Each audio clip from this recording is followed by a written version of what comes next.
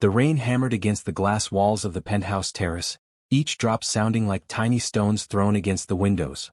Benjamin Cole stood frozen in his doorway, his keys still dangling from his hand, as he stared at the small figure huddled on his outdoor furniture. The child couldn't have been more than 5 years old, wearing a soaked pink dress that clung to her tiny frame. Her dark hair was plastered to her face, and she was shaking from the cold. But what stopped Benjamin's heart wasn't just finding a child on his private terrace 40 stories above the city. It was the way she looked up at him with eyes that somehow seemed familiar, eyes filled with a mix of hope and terror, and whispered the words that would change everything. "Daddy, sorry I am late." Benjamin's mind went blank. He had no children. He had never been married. He lived alone in this penthouse, had done so for the past 7 years since making his first billion in tech investments. His life was scheduled, controlled, predictable. There were no children in his world. No family beyond his elderly mother who lived 3 states away. No complications. And yet, this child sat on his terrace in the pouring rain calling him Daddy. "I think you have the wrong person," Benjamin finally managed to say, but his voice came out hoarse and uncertain. He stepped onto the terrace, the rain immediately soaking through his expensive suit. The child flinched, pulling a small backpack closer to her chest. She was shivering so hard her teeth chattered. "You're Benjamin Cole," she said softly, her voice barely audible over the rain. "Mommy showed me pictures. She said you live here. She said you would help me." Benjamin's throat tightened. "Who is your mother?" The child reached into her backpack with trembling hands and pulled out a plastic bag. Inside was an envelope, relatively dry despite the weather. She held it out to him and Benjamin took it carefully. His name was written on the front in handwriting he didn't recognize, but something about the way the letters curved made his stomach drop. "Please read it," the girl whispered. "Mommy said you would understand after you read it."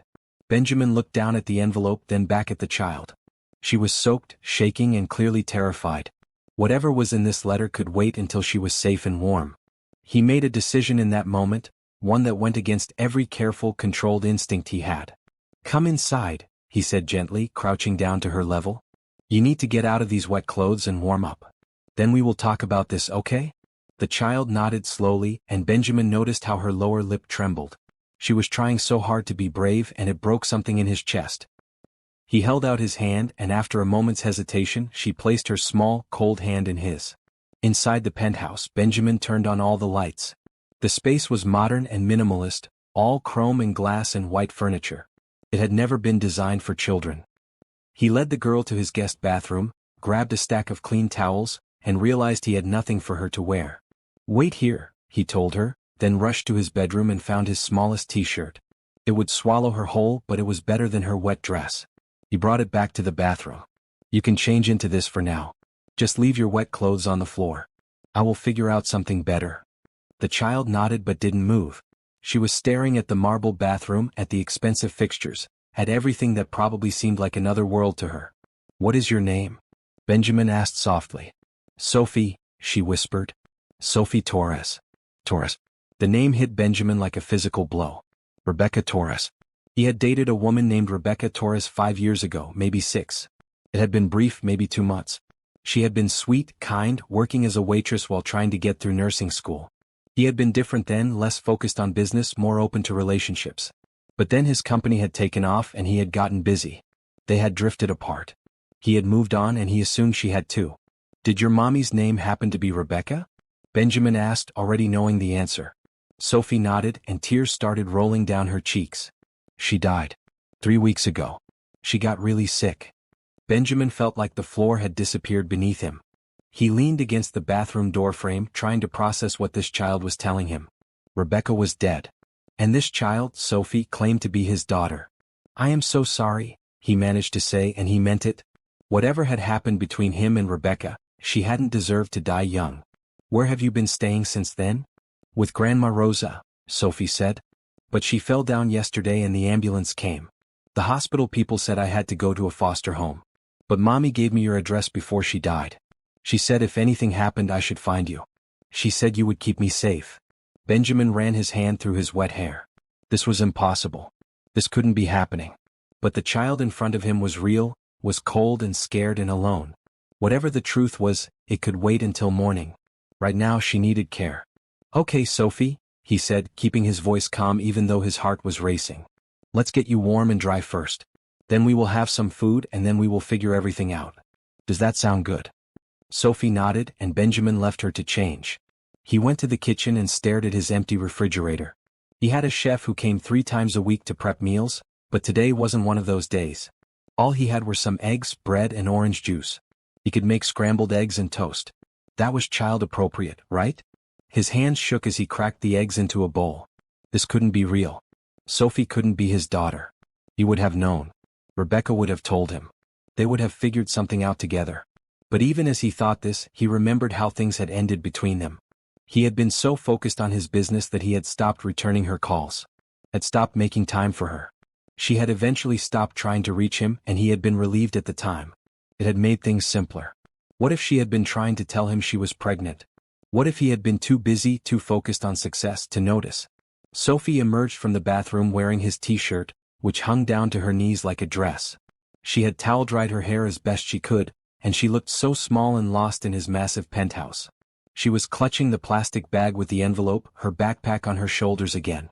"You can put your bag down," Benjamin said gently. "You are safe here." Sophie set the bag down carefully but kept the envelope. She climbed onto one of the bar stools at the kitchen counter, her feet dangling far above the floor.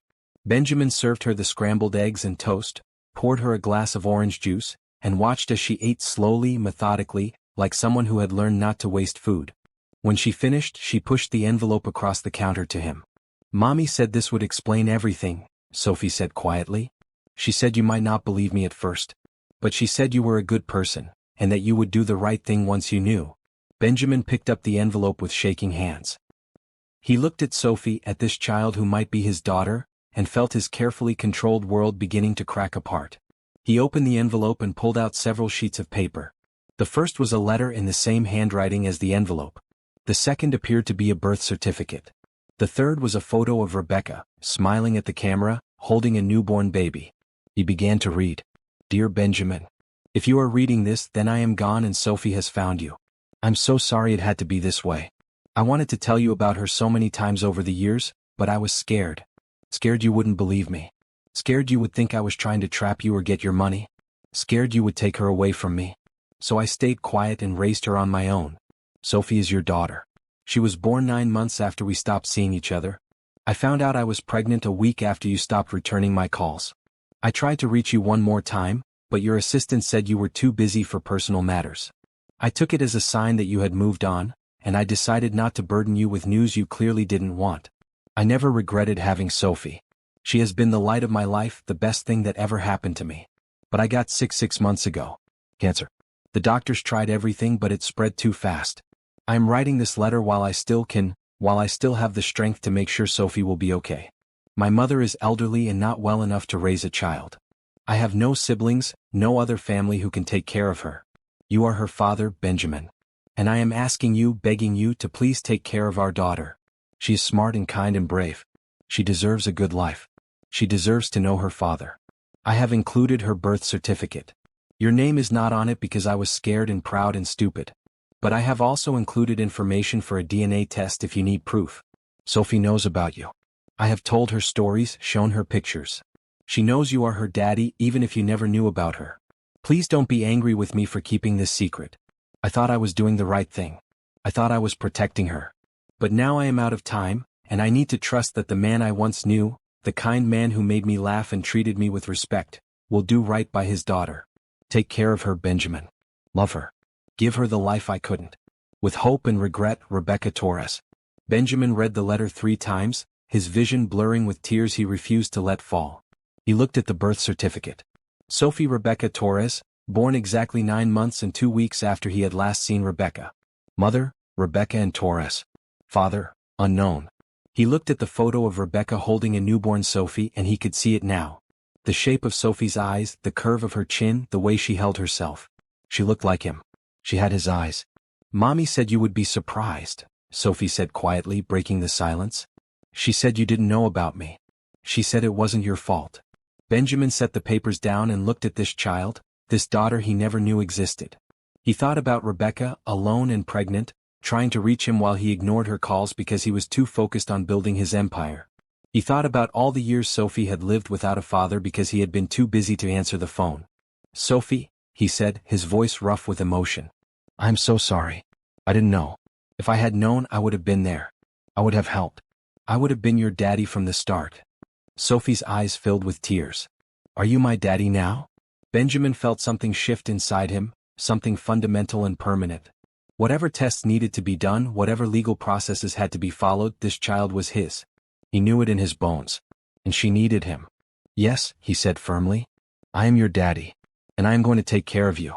You are not alone anymore, Sophie. You are home."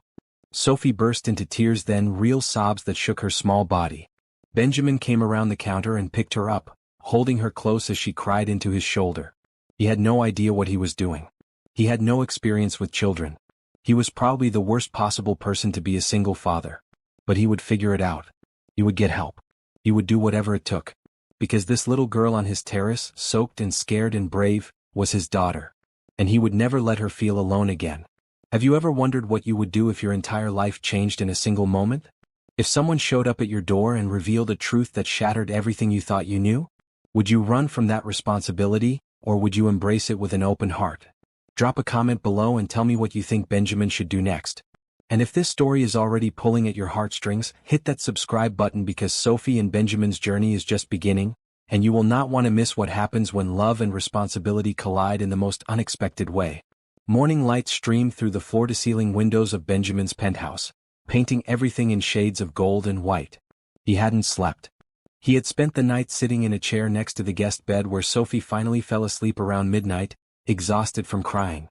He had watched her small chest rise and fall, still unable to fully believe this was real. His phone had 17 missed calls from his office and 43 unread emails. For the first time in his career, Benjamin didn't care.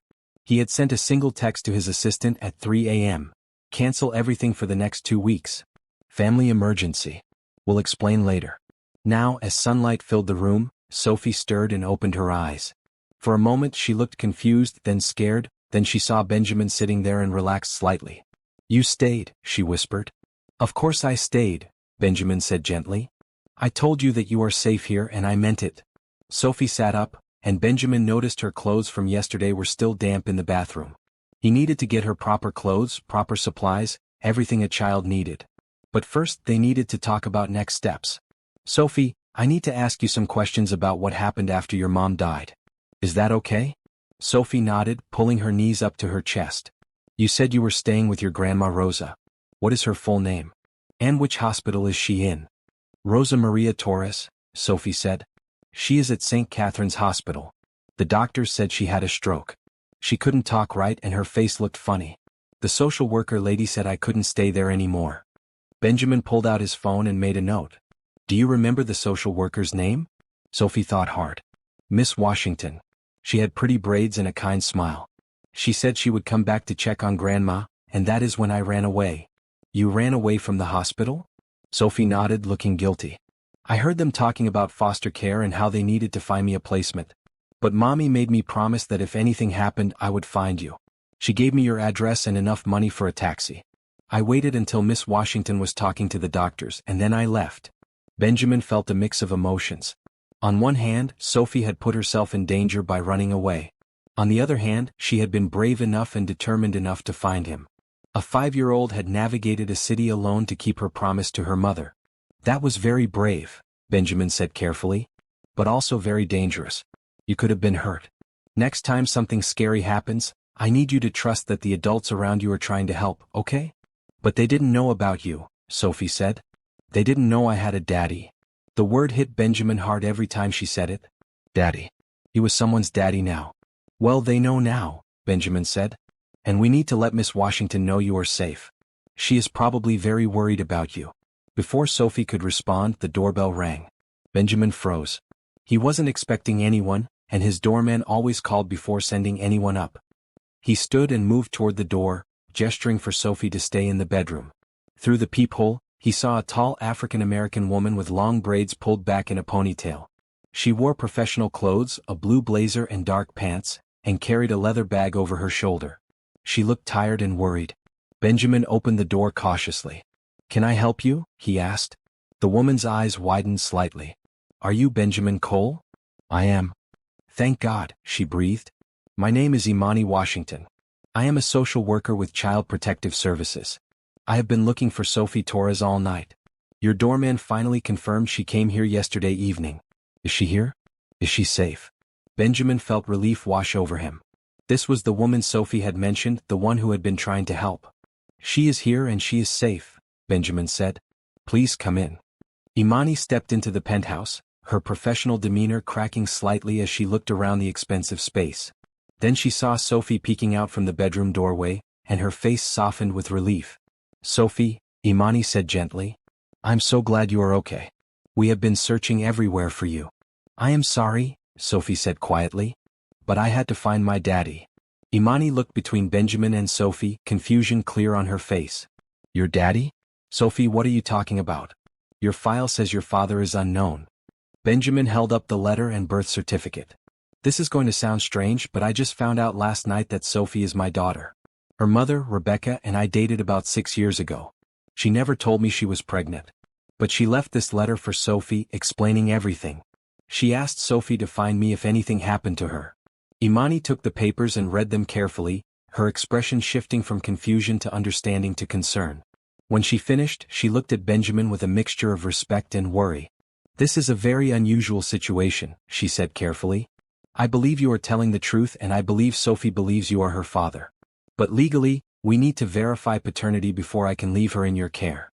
The state has protocols for this kind of situation. I understand, Benjamin said. I want to do a DNA test immediately. Whatever it takes to make this official and legal.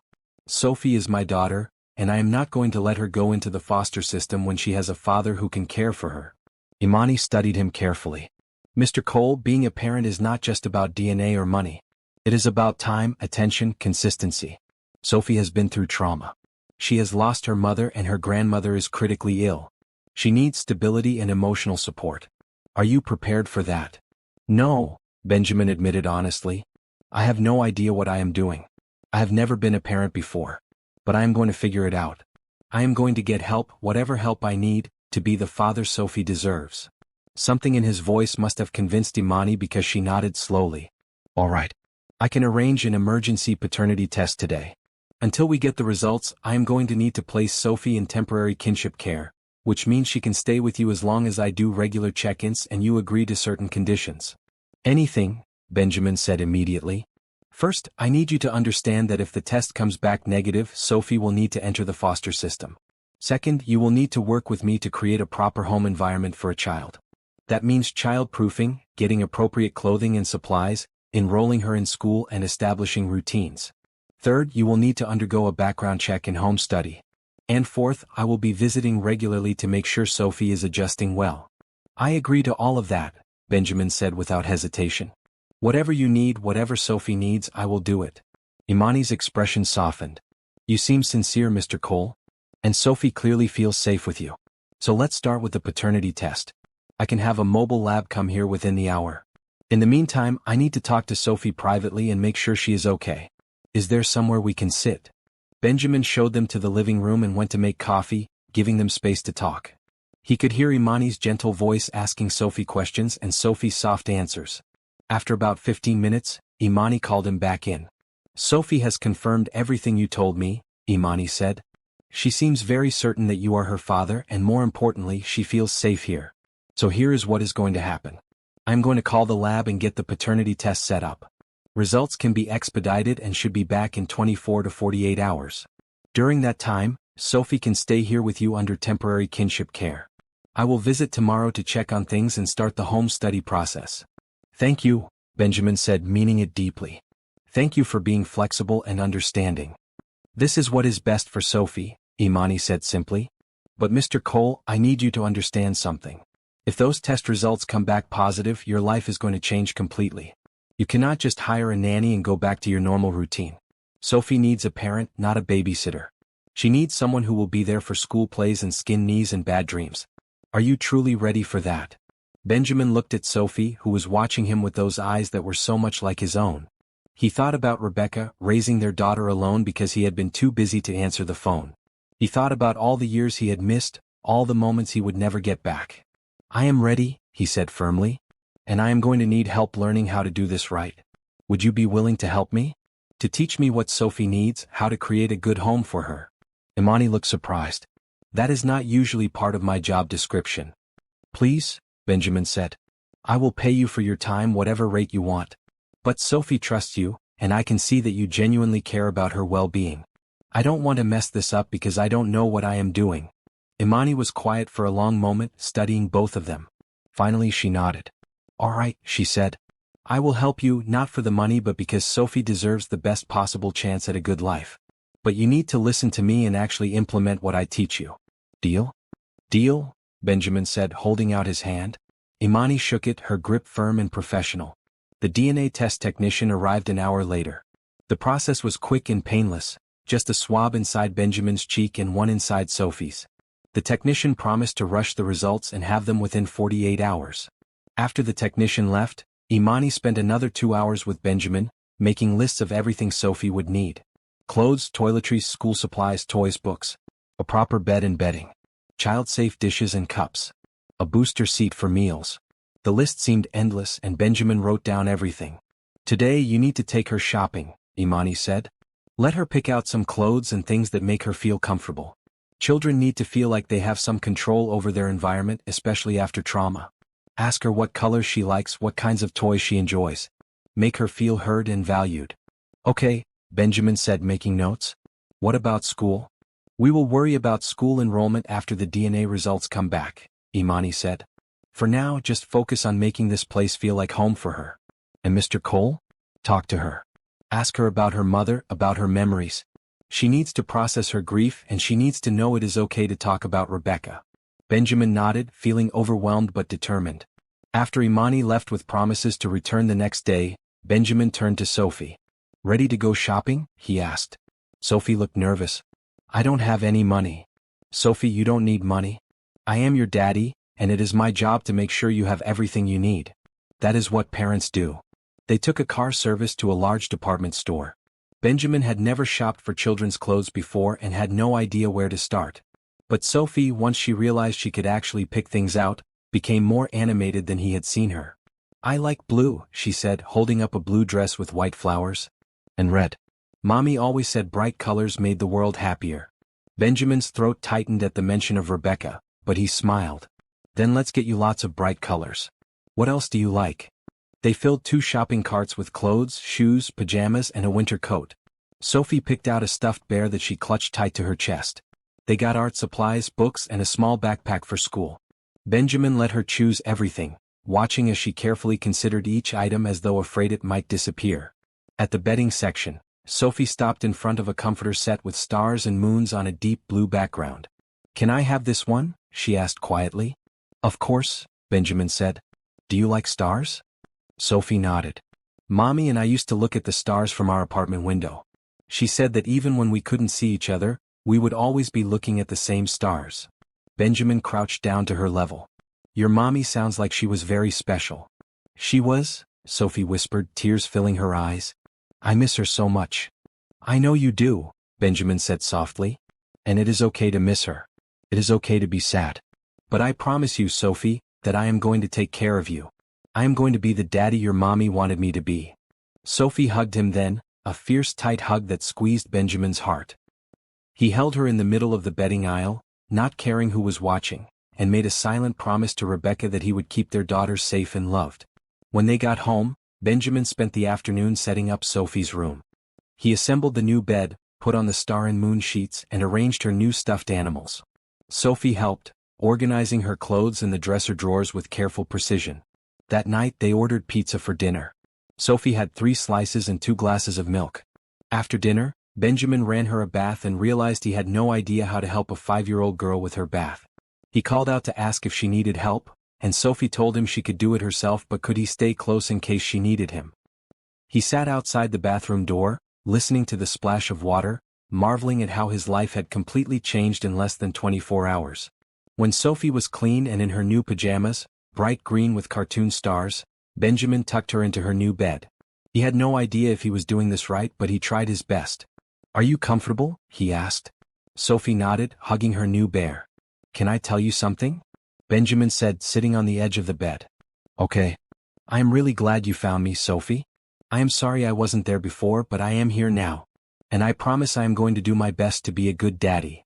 Mommy said you were a good person, Sophie said sleepily. She said you would love me if you knew about me. Your mommy was right, Benjamin said, his voice thick with emotion.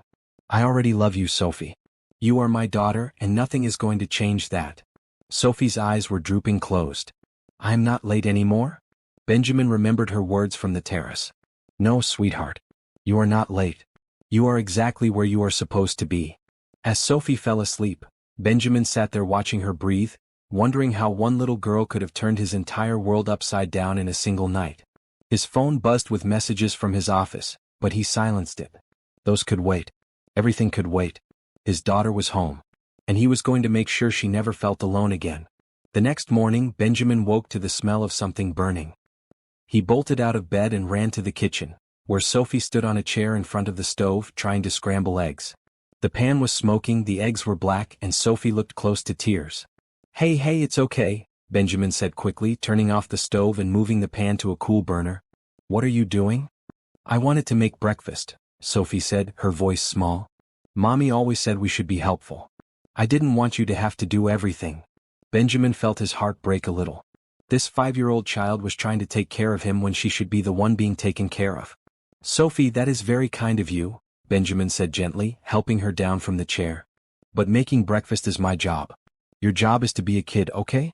To play and learn and have fun. You don't need to take care of me. But what if you get tired of me? Sophie whispered. What if I am too much work and you decide you don't want me anymore?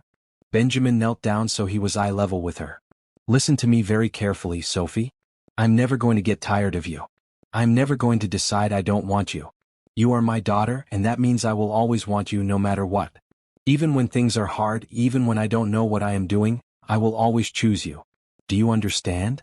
Sophie nodded slowly, but Benjamin could see she didn't quite believe him yet. That was okay. He would prove it to her day by day until she knew it was true. They had cereal for breakfast, and Benjamin made a mental note to learn how to cook child-friendly meals. They were halfway through their second bowls when the doorbell rang. It was Imani arriving for her first check-in. She walked through the apartment, taking notes on her tablet. She checked Sophie's room, the safety measures Benjamin had put in place, the food in the refrigerator. She asked Sophie questions about how she slept and if she felt safe. Then she sat down with Benjamin while Sophie watched cartoons in the living room. You did well with the room setup, Imani said. Sophie seems comfortable. But I notice you are out of your depth with the daily routines. That is normal for a new parent, but we need to address it quickly. Tell me what to do, Benjamin said. I will do whatever it takes. Imani spent the next 3 hours teaching him the basics. Meal planning for a child. Creating a bedtime routine. How to talk to Sophie about her feelings. How to handle tantrums or difficult moments.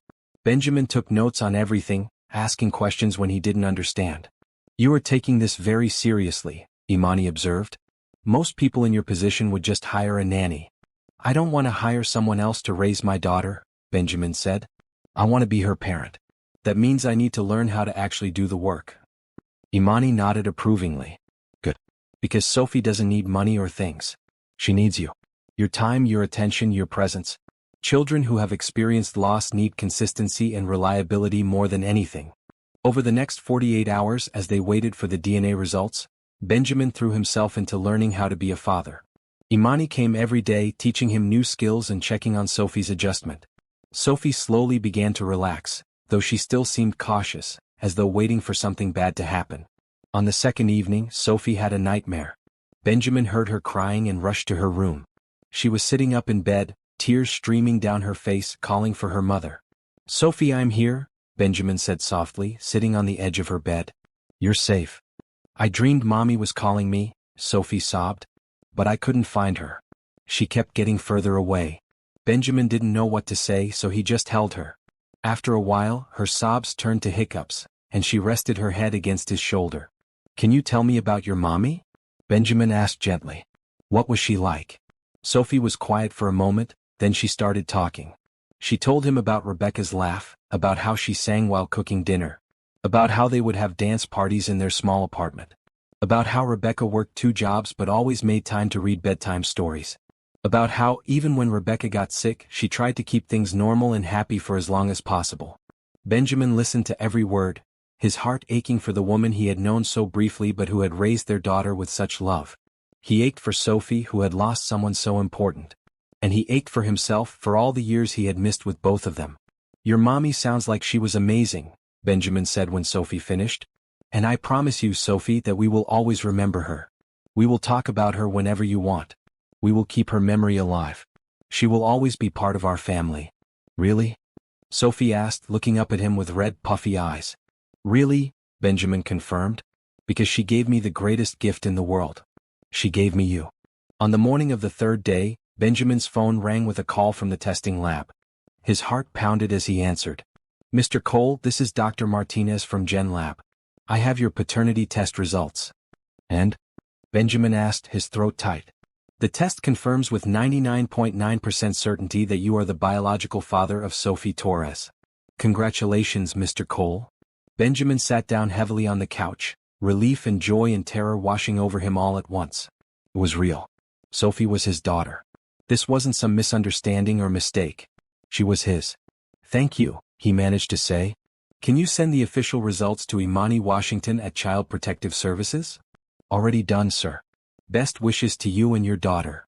Benjamin hung up and turned to find Sophie standing in the doorway, watching him with nervous eyes. "Was that about the test?" she asked quietly. "Yes," Benjamin said, his voice shaking with emotion. "Sophie, the test confirms that I am your daddy.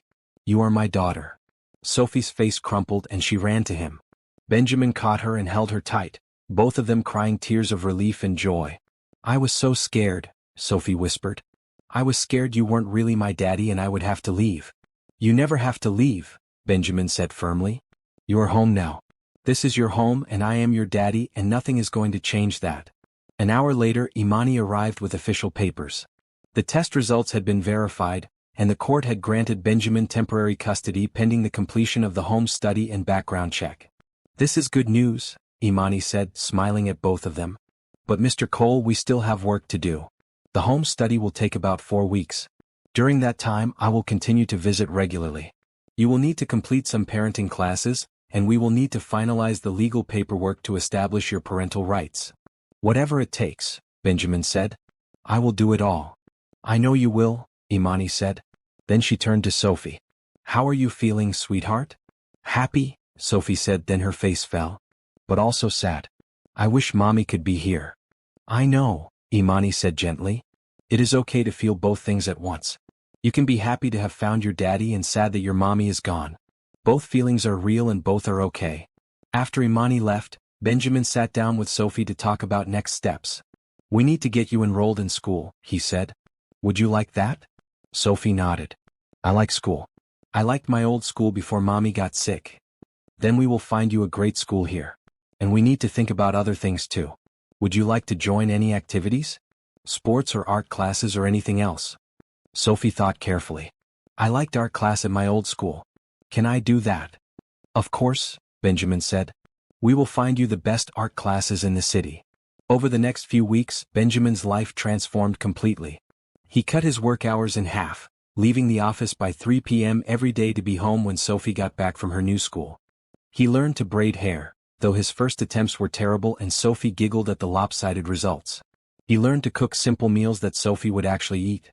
He learned to check homework and read bedtime stories with different voices for each character. Imani came 3 times a week, checking on their progress and teaching Benjamin new parenting skills. She helped him navigate conversations about grief and loss. She taught him how to set appropriate boundaries while still being loving.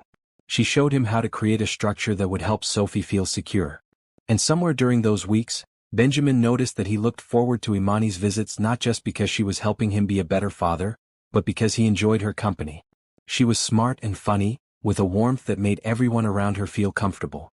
Sophie clearly adored her, always lighting up when Imani arrived. One evening, after Sophie had gone to bed, Benjamin and Imani were sitting in the living room going over the week's progress. Imani had been showing him some new techniques for helping Sophie process her grief. "You are doing really well," Imani said, making notes on her tablet. "Sophie is adjusting better than I expected. She feels secure here. She trusts you." "That is because of you," Benjamin said honestly. "I would be completely lost without your help. I cannot thank you enough for everything you have done for us." Imani looked up from her tablet and their eyes met. There was a moment of connection, something warm and electric that made Benjamin's heart skip. "It is my job," Imani said softly, but there was something in her voice that suggested it had become more than that. "Is it just your job?" Benjamin asked carefully. "Or has it become something more?" Imani was quiet for a long moment. "I should not be having this conversation with you. You are a client." "The home study is almost complete," Benjamin pointed out. "In a week, the case will be closed and I will have full legal custody of Sophie. You won't be my caseworker anymore." "That is true," Imani admitted. "Then can I ask you something? Once this case is officially closed, would you consider having dinner with me? Not as my caseworker, but as someone I have come to care about very much." Imani smiled, a real genuine smile that lit up her whole face. "Ask me again in a week when the paperwork is done." "I will," Benjamin promised. As Imani left that night, Benjamin felt something he hadn't felt in years. Hope. Hope for a future that included not just him and Sophie, but maybe, just maybe, someone else who could be part of their family.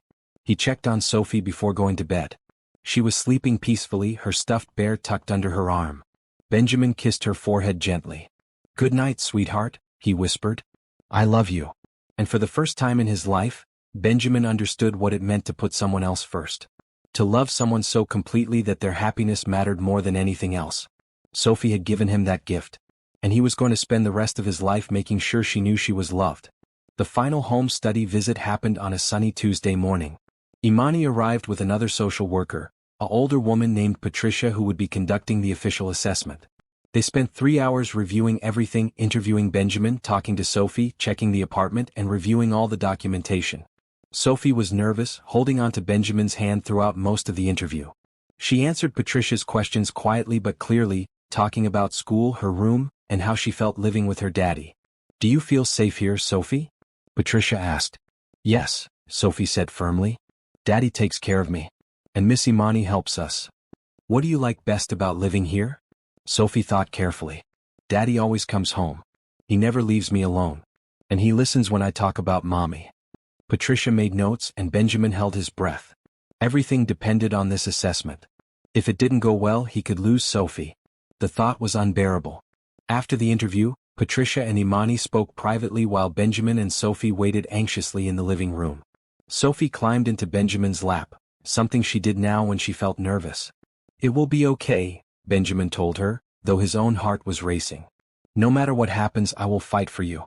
I promise." Finally, the two social workers came back into the room.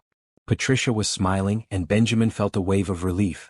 "Mr. Cole," Patricia said, "I am pleased to inform you that you have passed the home study with flying colors. Your background check came back clean, you have completed all required parenting classes, and most importantly, Sophie is clearly thriving in your care. I am recommending to the court that you be granted full legal custody." Benjamin's eyes filled with tears. "Thank you. Thank you so much." "You have done the hard work, Mr. Cole," Patricia said kindly. "You took an overwhelming situation and handled it with grace and commitment. Sophie is lucky to have you as her father." After Patricia left, Imani stayed behind to finalize the paperwork. She would submit everything to the court, and within a few weeks, Benjamin would officially be Sophie's legal guardian with full parental rights. "This is it," Imani said, smiling at both of them. "Once the judge signs off, this case will be closed. Sophie will officially be yours." "We did it," Benjamin said, looking down at Sophie.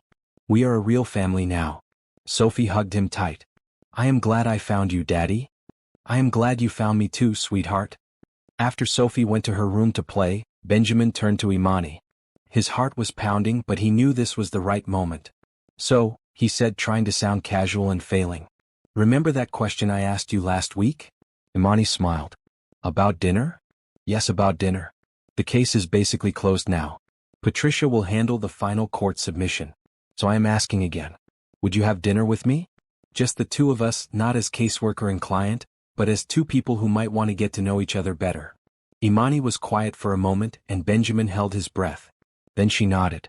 "Yes," she said softly. "I would like that very much." Benjamin felt like his heart might burst. "Really?"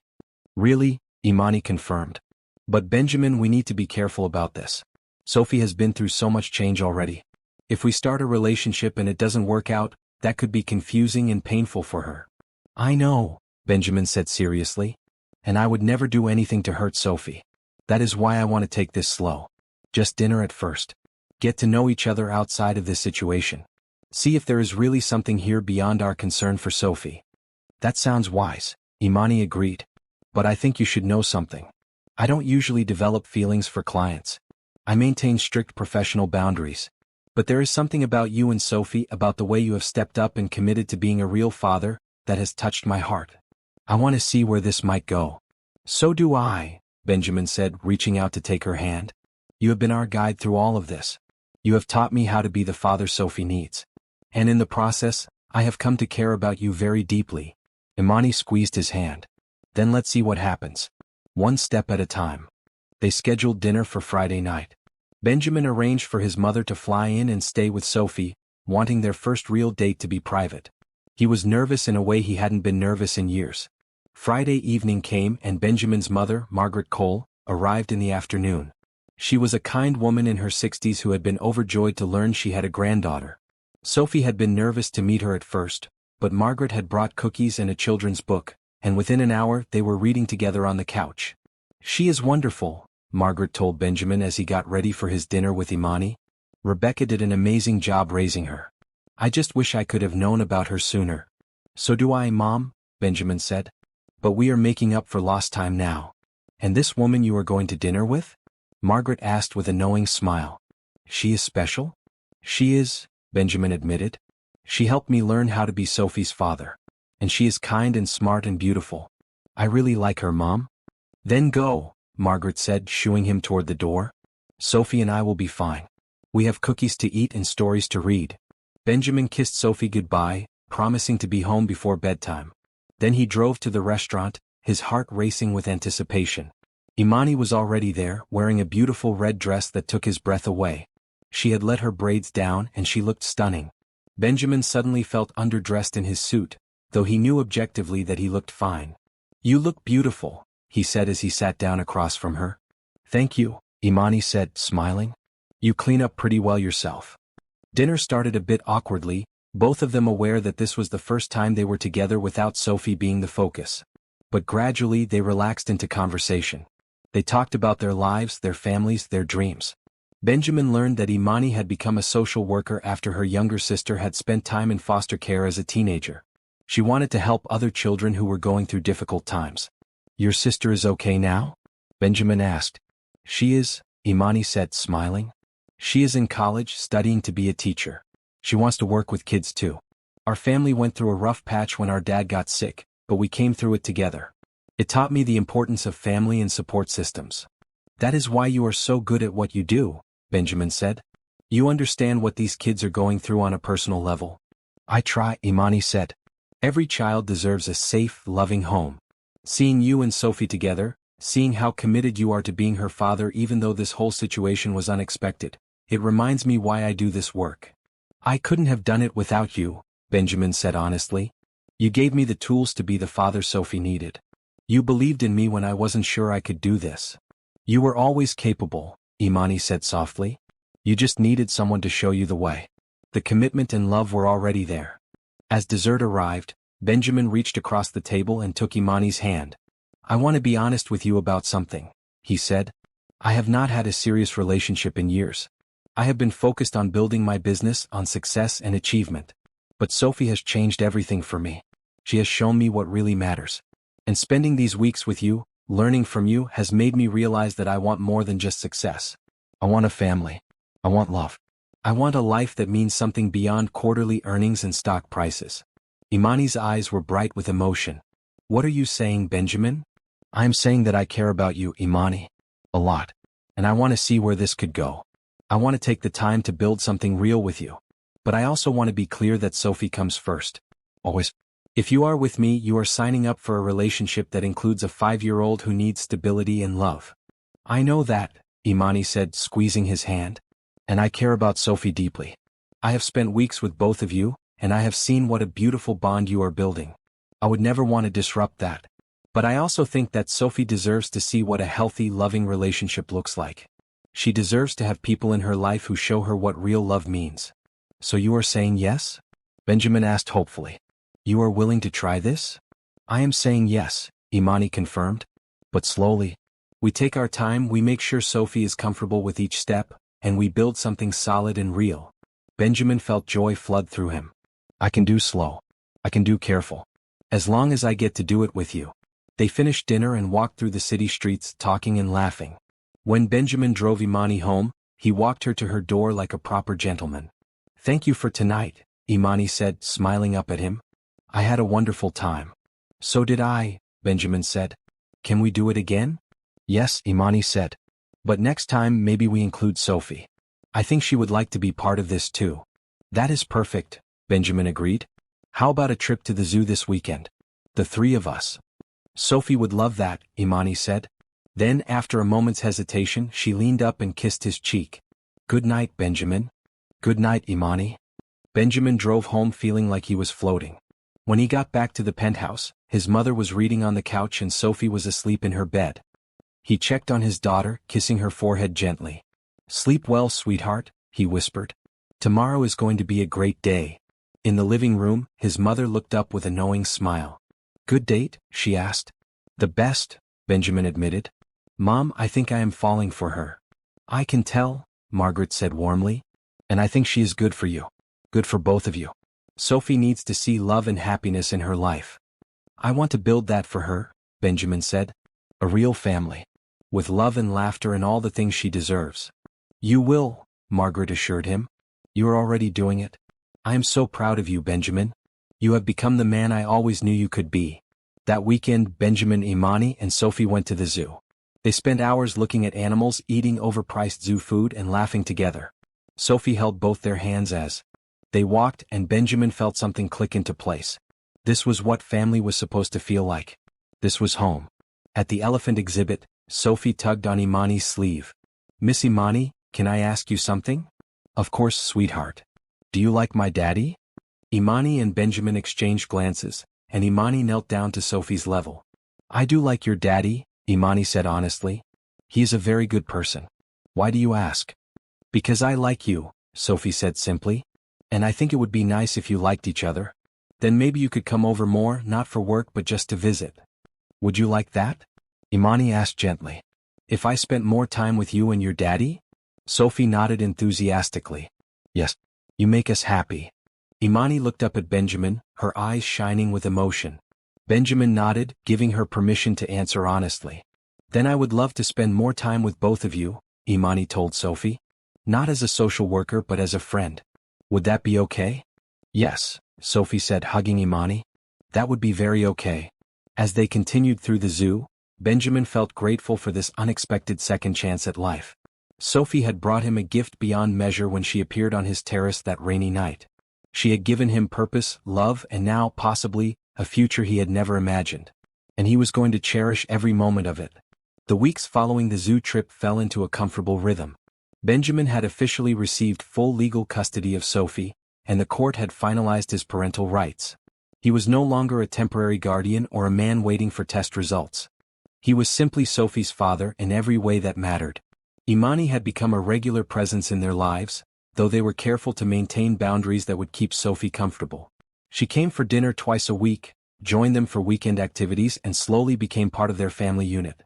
Sophie adored her, often asking when Miss Imani would visit next. Benjamin's business had taken a back seat to his new priorities, but surprisingly, the company was doing better than ever. His business partner, Thomas Green, had stepped up to handle more of the day-to-day operations, and Benjamin found that delegating actually made the company run more smoothly. He still put in solid work hours, but he left by 3 every day to pick Sophie up from school, and he never worked weekends anymore. You seem different, Thomas told him one afternoon as they wrapped up a meeting. Happier. More grounded. I am, Benjamin admitted. Sophie has changed my whole perspective on what matters. Success isn't just about money or market share anymore. It is about being present for the people you love. It suits you, Thomas said. And Sophie is a great kid. My wife and I would love to have you both over for dinner sometime. Our daughter is about Sophie's age. They might become friends. We would love that, Benjamin said, genuinely pleased.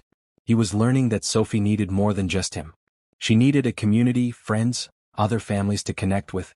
One Saturday afternoon, Benjamin and Sophie were working on a puzzle in the living room when Sophie looked up at him with a serious expression. Daddy, can I ask you something? Always, Benjamin said, setting down the puzzle piece he was holding. Do you think Mommy would be happy that I live with you now? Benjamin's heart clenched. They talked about Rebecca regularly, but this was the first time Sophie had asked this specific question. I think your mommy would be very happy, Benjamin said carefully. She loved you more than anything in the world, and all she wanted was for you to be safe and loved. That is why she made sure you found me. But do you think she is sad that she is not here? I think if your mommy is watching over you from heaven, she is probably a little sad that she can't be here in person, Benjamin said honestly. But I also think she is proud of how brave you have been, and how well you are doing. And I think she would want you to be happy and have a good life. Sophie was quiet for a moment, thinking this over. I want to be happy, but sometimes I feel bad when I am happy because Mommy is not here to be happy with me. Benjamin pulled Sophie into his lap, holding her close. Listen to me, Sophie. Your mommy would want you to be happy. She would want you to laugh and play and enjoy your life. Being happy doesn't mean you love her less or miss her less. It just means you are living the life she wanted you to have. Really? Really? Benjamin confirmed. And you know what? I think your mommy would be really happy about something else too. What? I think she would be happy that you have Miss Imani in your life now. Someone else who cares about you and wants good things for you. Sophie smiled.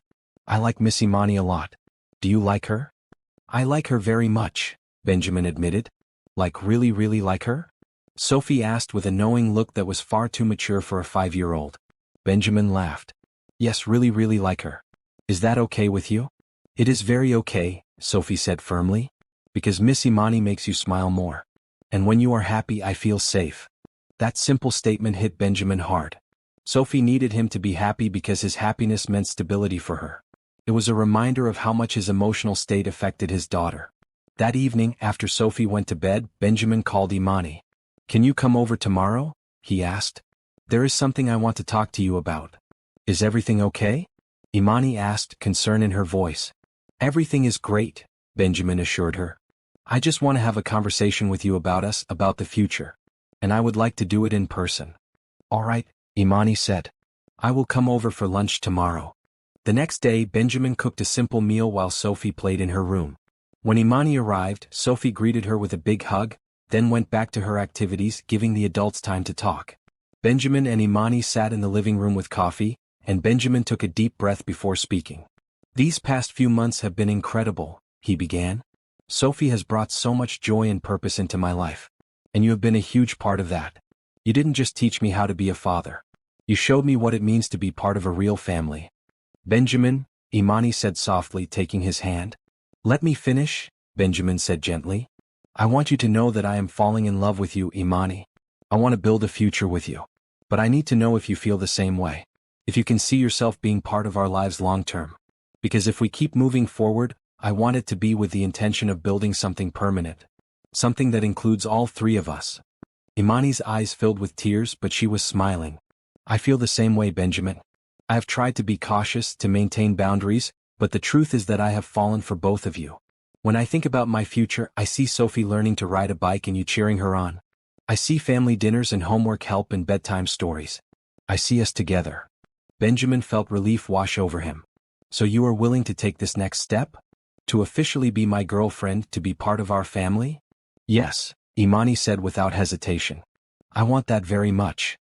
They kissed then, a soft sweet kiss that held the promise of a beautiful future. When they pulled apart, they found Sophie standing in the doorway, grinning from ear to ear. Does this mean Miss Imani is your girlfriend now? Sophie asked excitedly.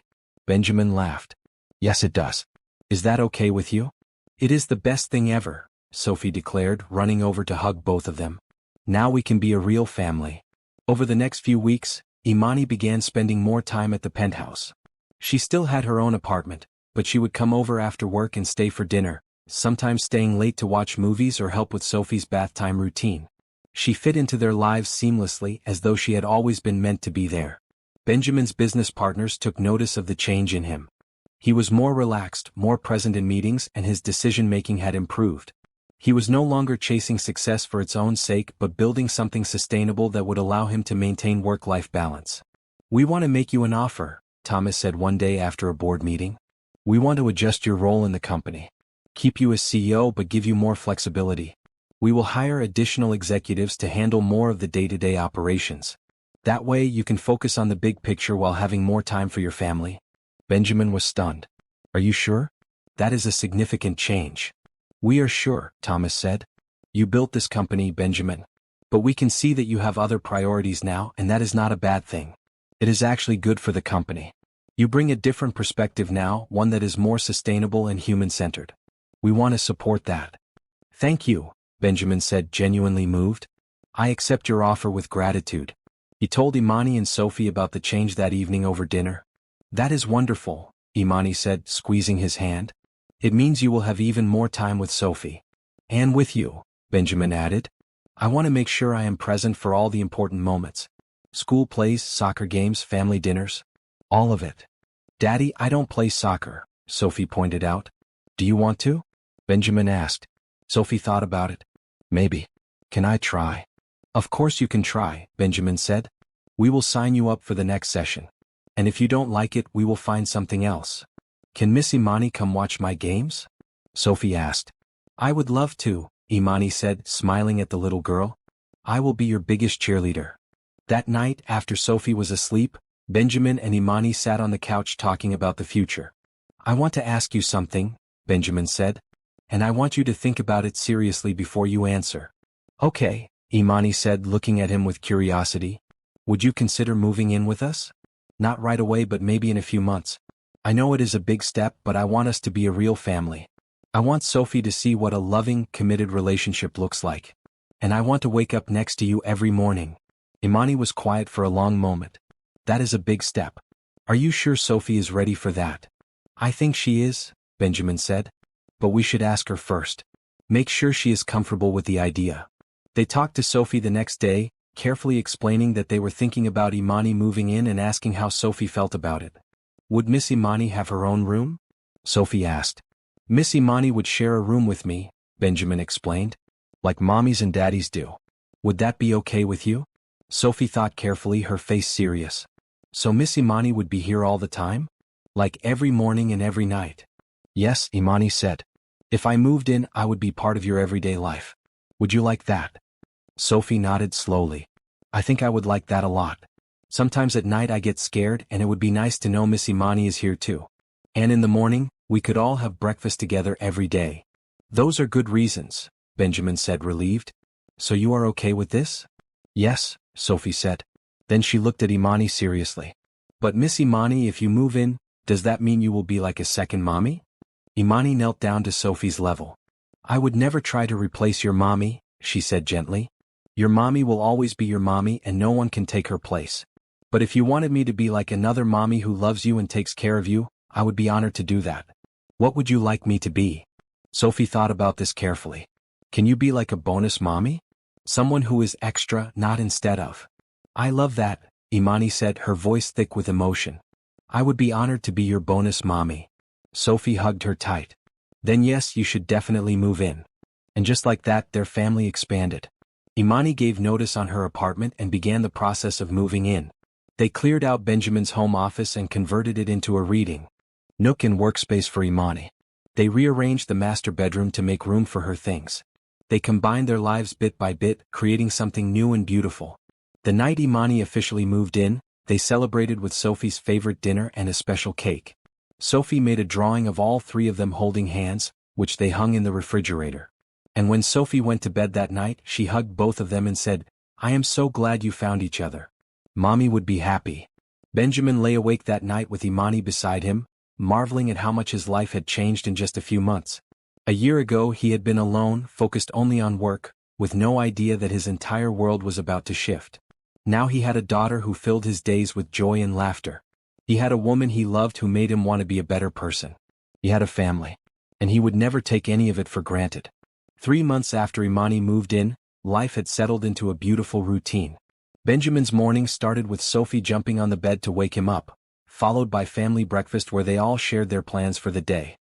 He would drop Sophie at school before heading to the office, where he worked until early afternoon.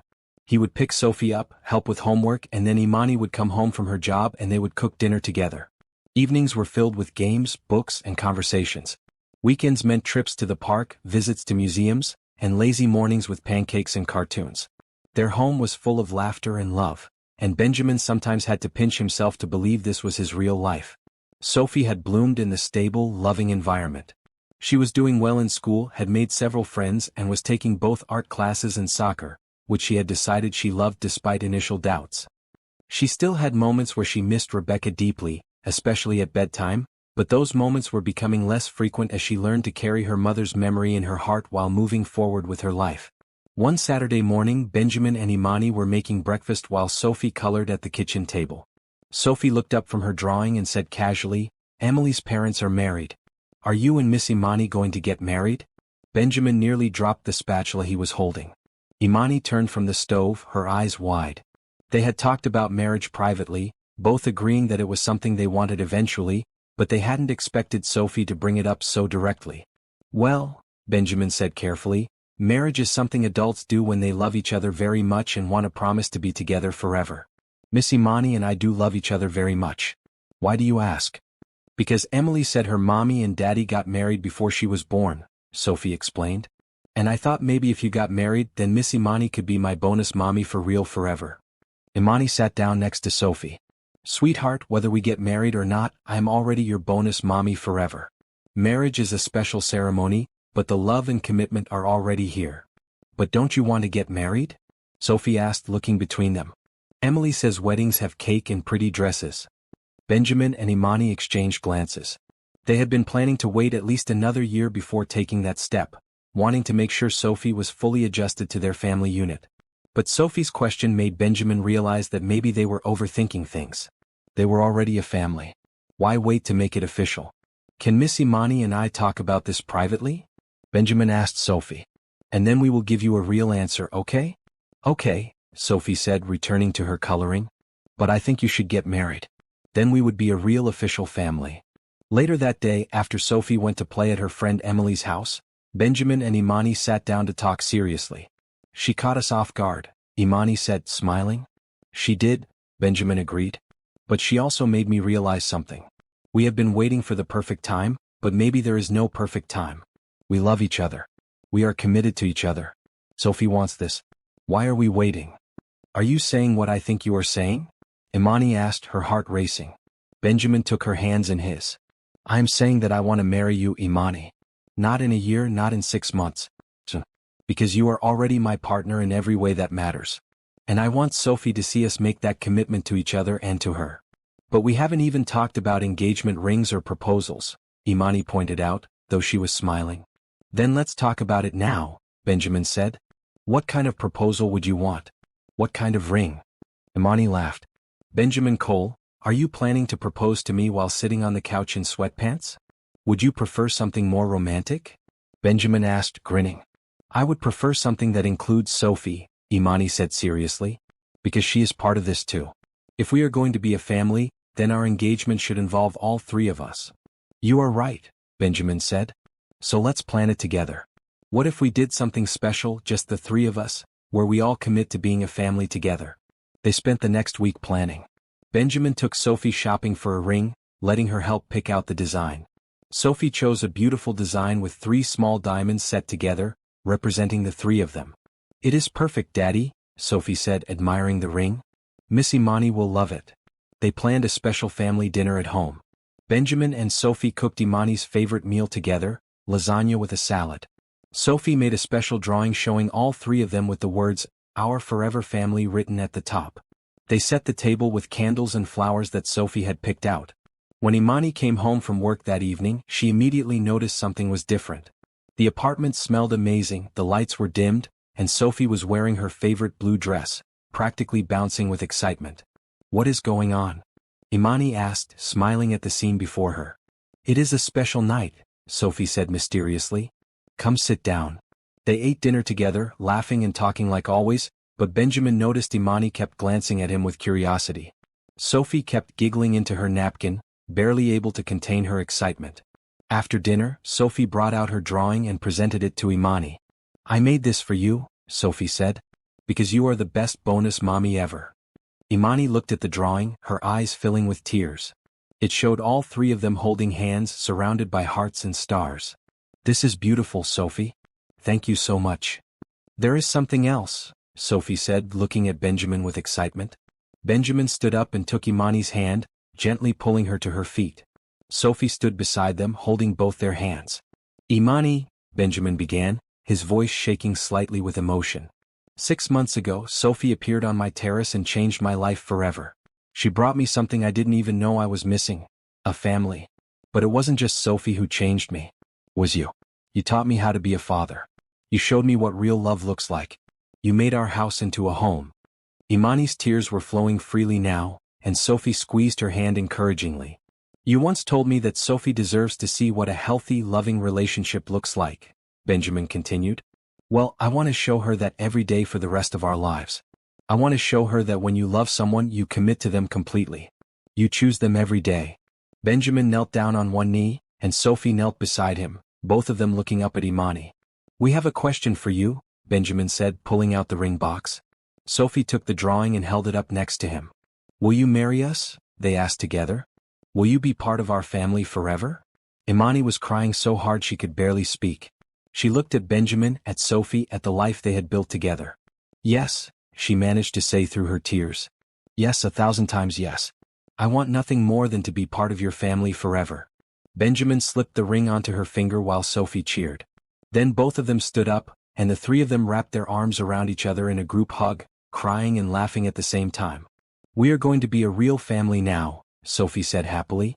"With a wedding and everything." "We already were a real family," Imani said, kissing the top of Sophie's head. "But now we get to celebrate it." They spent the rest of the evening talking about wedding plans. Sophie had many ideas, most involving lots of cake and flowers. Benjamin and Imani let her dream out loud, both of them content to listen to her excited chatter. Later that night, after Sophie was asleep, Benjamin and Imani sat together on the couch, Imani admiring her ring in the soft lamplight. "I never imagined this," Imani said softly. "When I first came to your door looking for a runaway child, I never imagined I would end up here, engaged to be married, part of a family." "Neither did I," Benjamin admitted. "But I am so grateful that Sophie ran away that night. I am grateful she found me. And I am grateful that you helped us become the family we are today."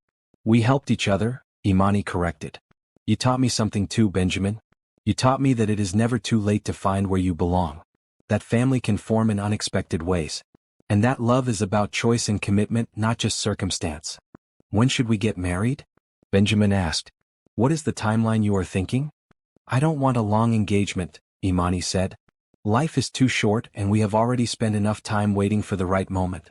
What if we did something simple in a few months? Just close family and friends. Something that is meaningful but not overwhelming." "That sounds perfect," Benjamin agreed. "And Sophie can help plan it. This is her day too." They set a date 3 months away, enough time to plan but not so long that it felt distant. Over the next few weeks, they involved Sophie in every decision. She helped pick out colors, she insisted on lots of blue and red, helped design the invitations and practiced being a flower girl by throwing paper petals around the living room. Benjamin's mother was thrilled about the wedding and immediately flew in to help with preparations.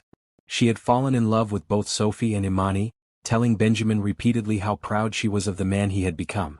"Your father would have loved seeing this," Margaret told Benjamin one afternoon as they watched Sophie and Imani bake cookies together.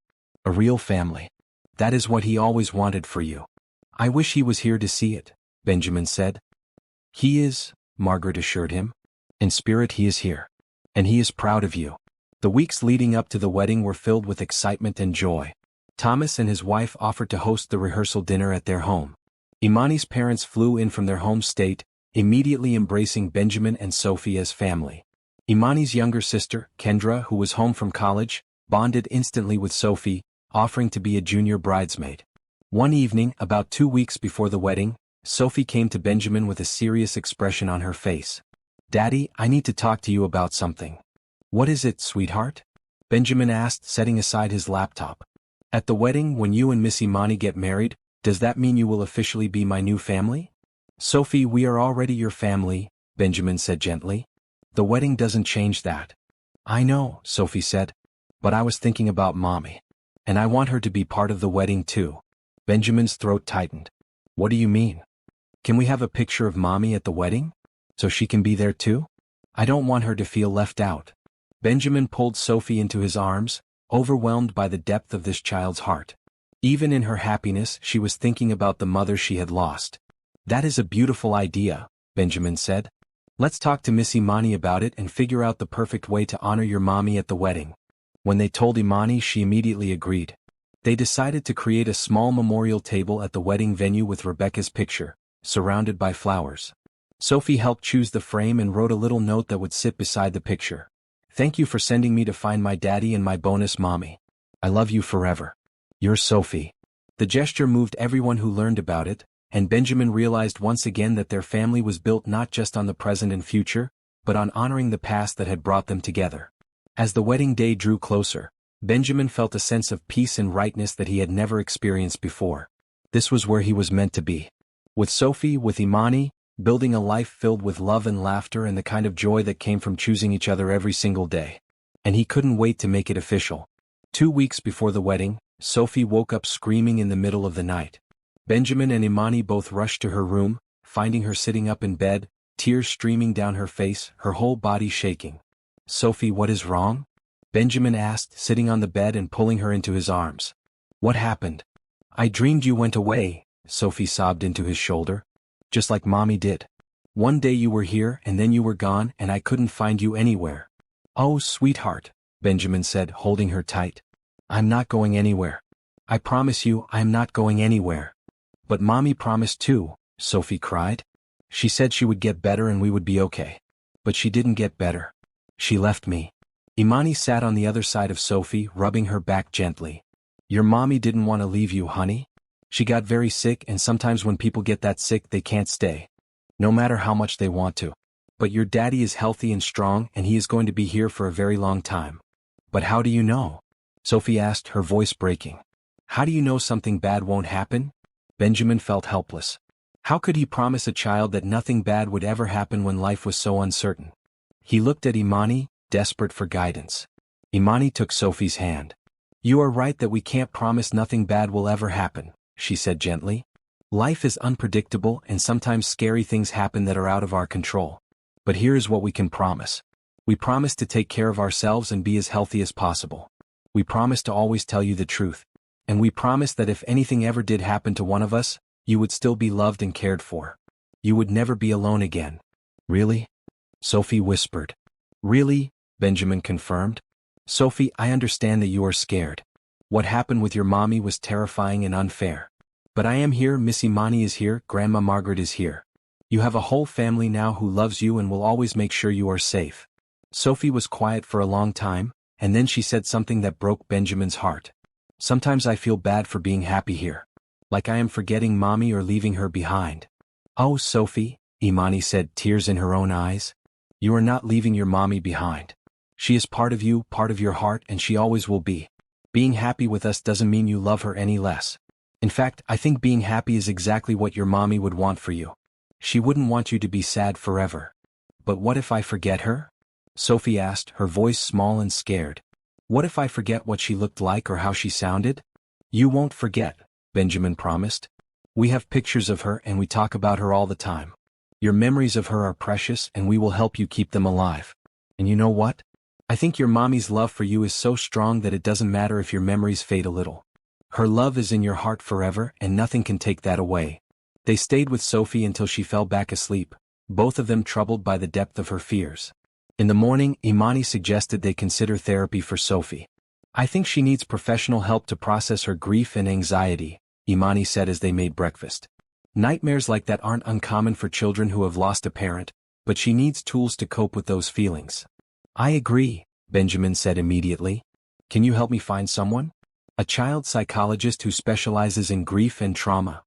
I know several excellent people, Imani said. Let me make some calls today. Within 3 days, Sophie had her first appointment with Dr. Lisa Martinez, a warm child psychologist who specialized in helping children cope with loss. Benjamin and Imani met with Dr. Martinez first to explain the situation. Then Sophie began weekly sessions. The therapy helped tremendously. Dr. Martinez taught Sophie coping strategies for when she felt anxious or scared. She helped Sophie understand that it was okay to have multiple emotions at once, to be both sad about losing her mother and happy about her new family. She gave Sophie tools to manage her fears and ways to honor Rebecca's memory without feeling guilty for moving forward. Benjamin attended some sessions with Sophie, learning how to better support her emotional needs. Dr. Martinez taught him about trauma responses in children and how to create an environment where Sophie felt safe expressing difficult emotions. "You are doing all the right things," Dr. Martinez told Benjamin after one session. "Sophie is a resilient child, and she has a strong support system. The nightmares and anxiety are normal responses to what she has been through. With time and support, she will learn to manage these feelings." As Sophie began to feel more secure, the nightmares became less frequent. She still had hard days, especially when something reminded her of Rebecca, but she was learning to talk about her feelings instead of keeping them bottled up inside. One afternoon, about a week before the wedding, Sophie came home from therapy with a project Dr. Martinez had helped her create. It was a memory box, decorated with stickers and paint, filled with items that reminded her of Rebecca. There were photos, a scarf that still smelled like her mother's perfume, a recipe card in Rebecca's handwriting, and a letter Sophie had written to her mom. "Dr. Lisa says this is my special box for when I miss Mommy really bad," Sophie explained. "I can open it and remember her, and then I can close it and keep living my life. She says both things are okay." "That is a wonderful idea," Imani said, admiring the box. "Where would you like to keep it?" "In my room," Sophie said. "So I can look at it whenever I want, but it doesn't have to be out all the time." They found the perfect spot on Sophie's bookshelf, where the memory box sat among her favorite books and toys. It became a source of comfort for Sophie, a physical reminder that she could honor her past while building her future. As the wedding approached, Benjamin found himself dealing with his own anxieties. Late one night, unable to sleep, he went to the kitchen for water and found Imani already there, also unable to sleep. "Nervous about the wedding?" she asked with a slight smile. "A little," Benjamin admitted. "Not about marrying you. That is the easiest decision I have ever made. But I keep thinking about how to be the husband you deserve while also being the father Sophie needs. What if I mess it up?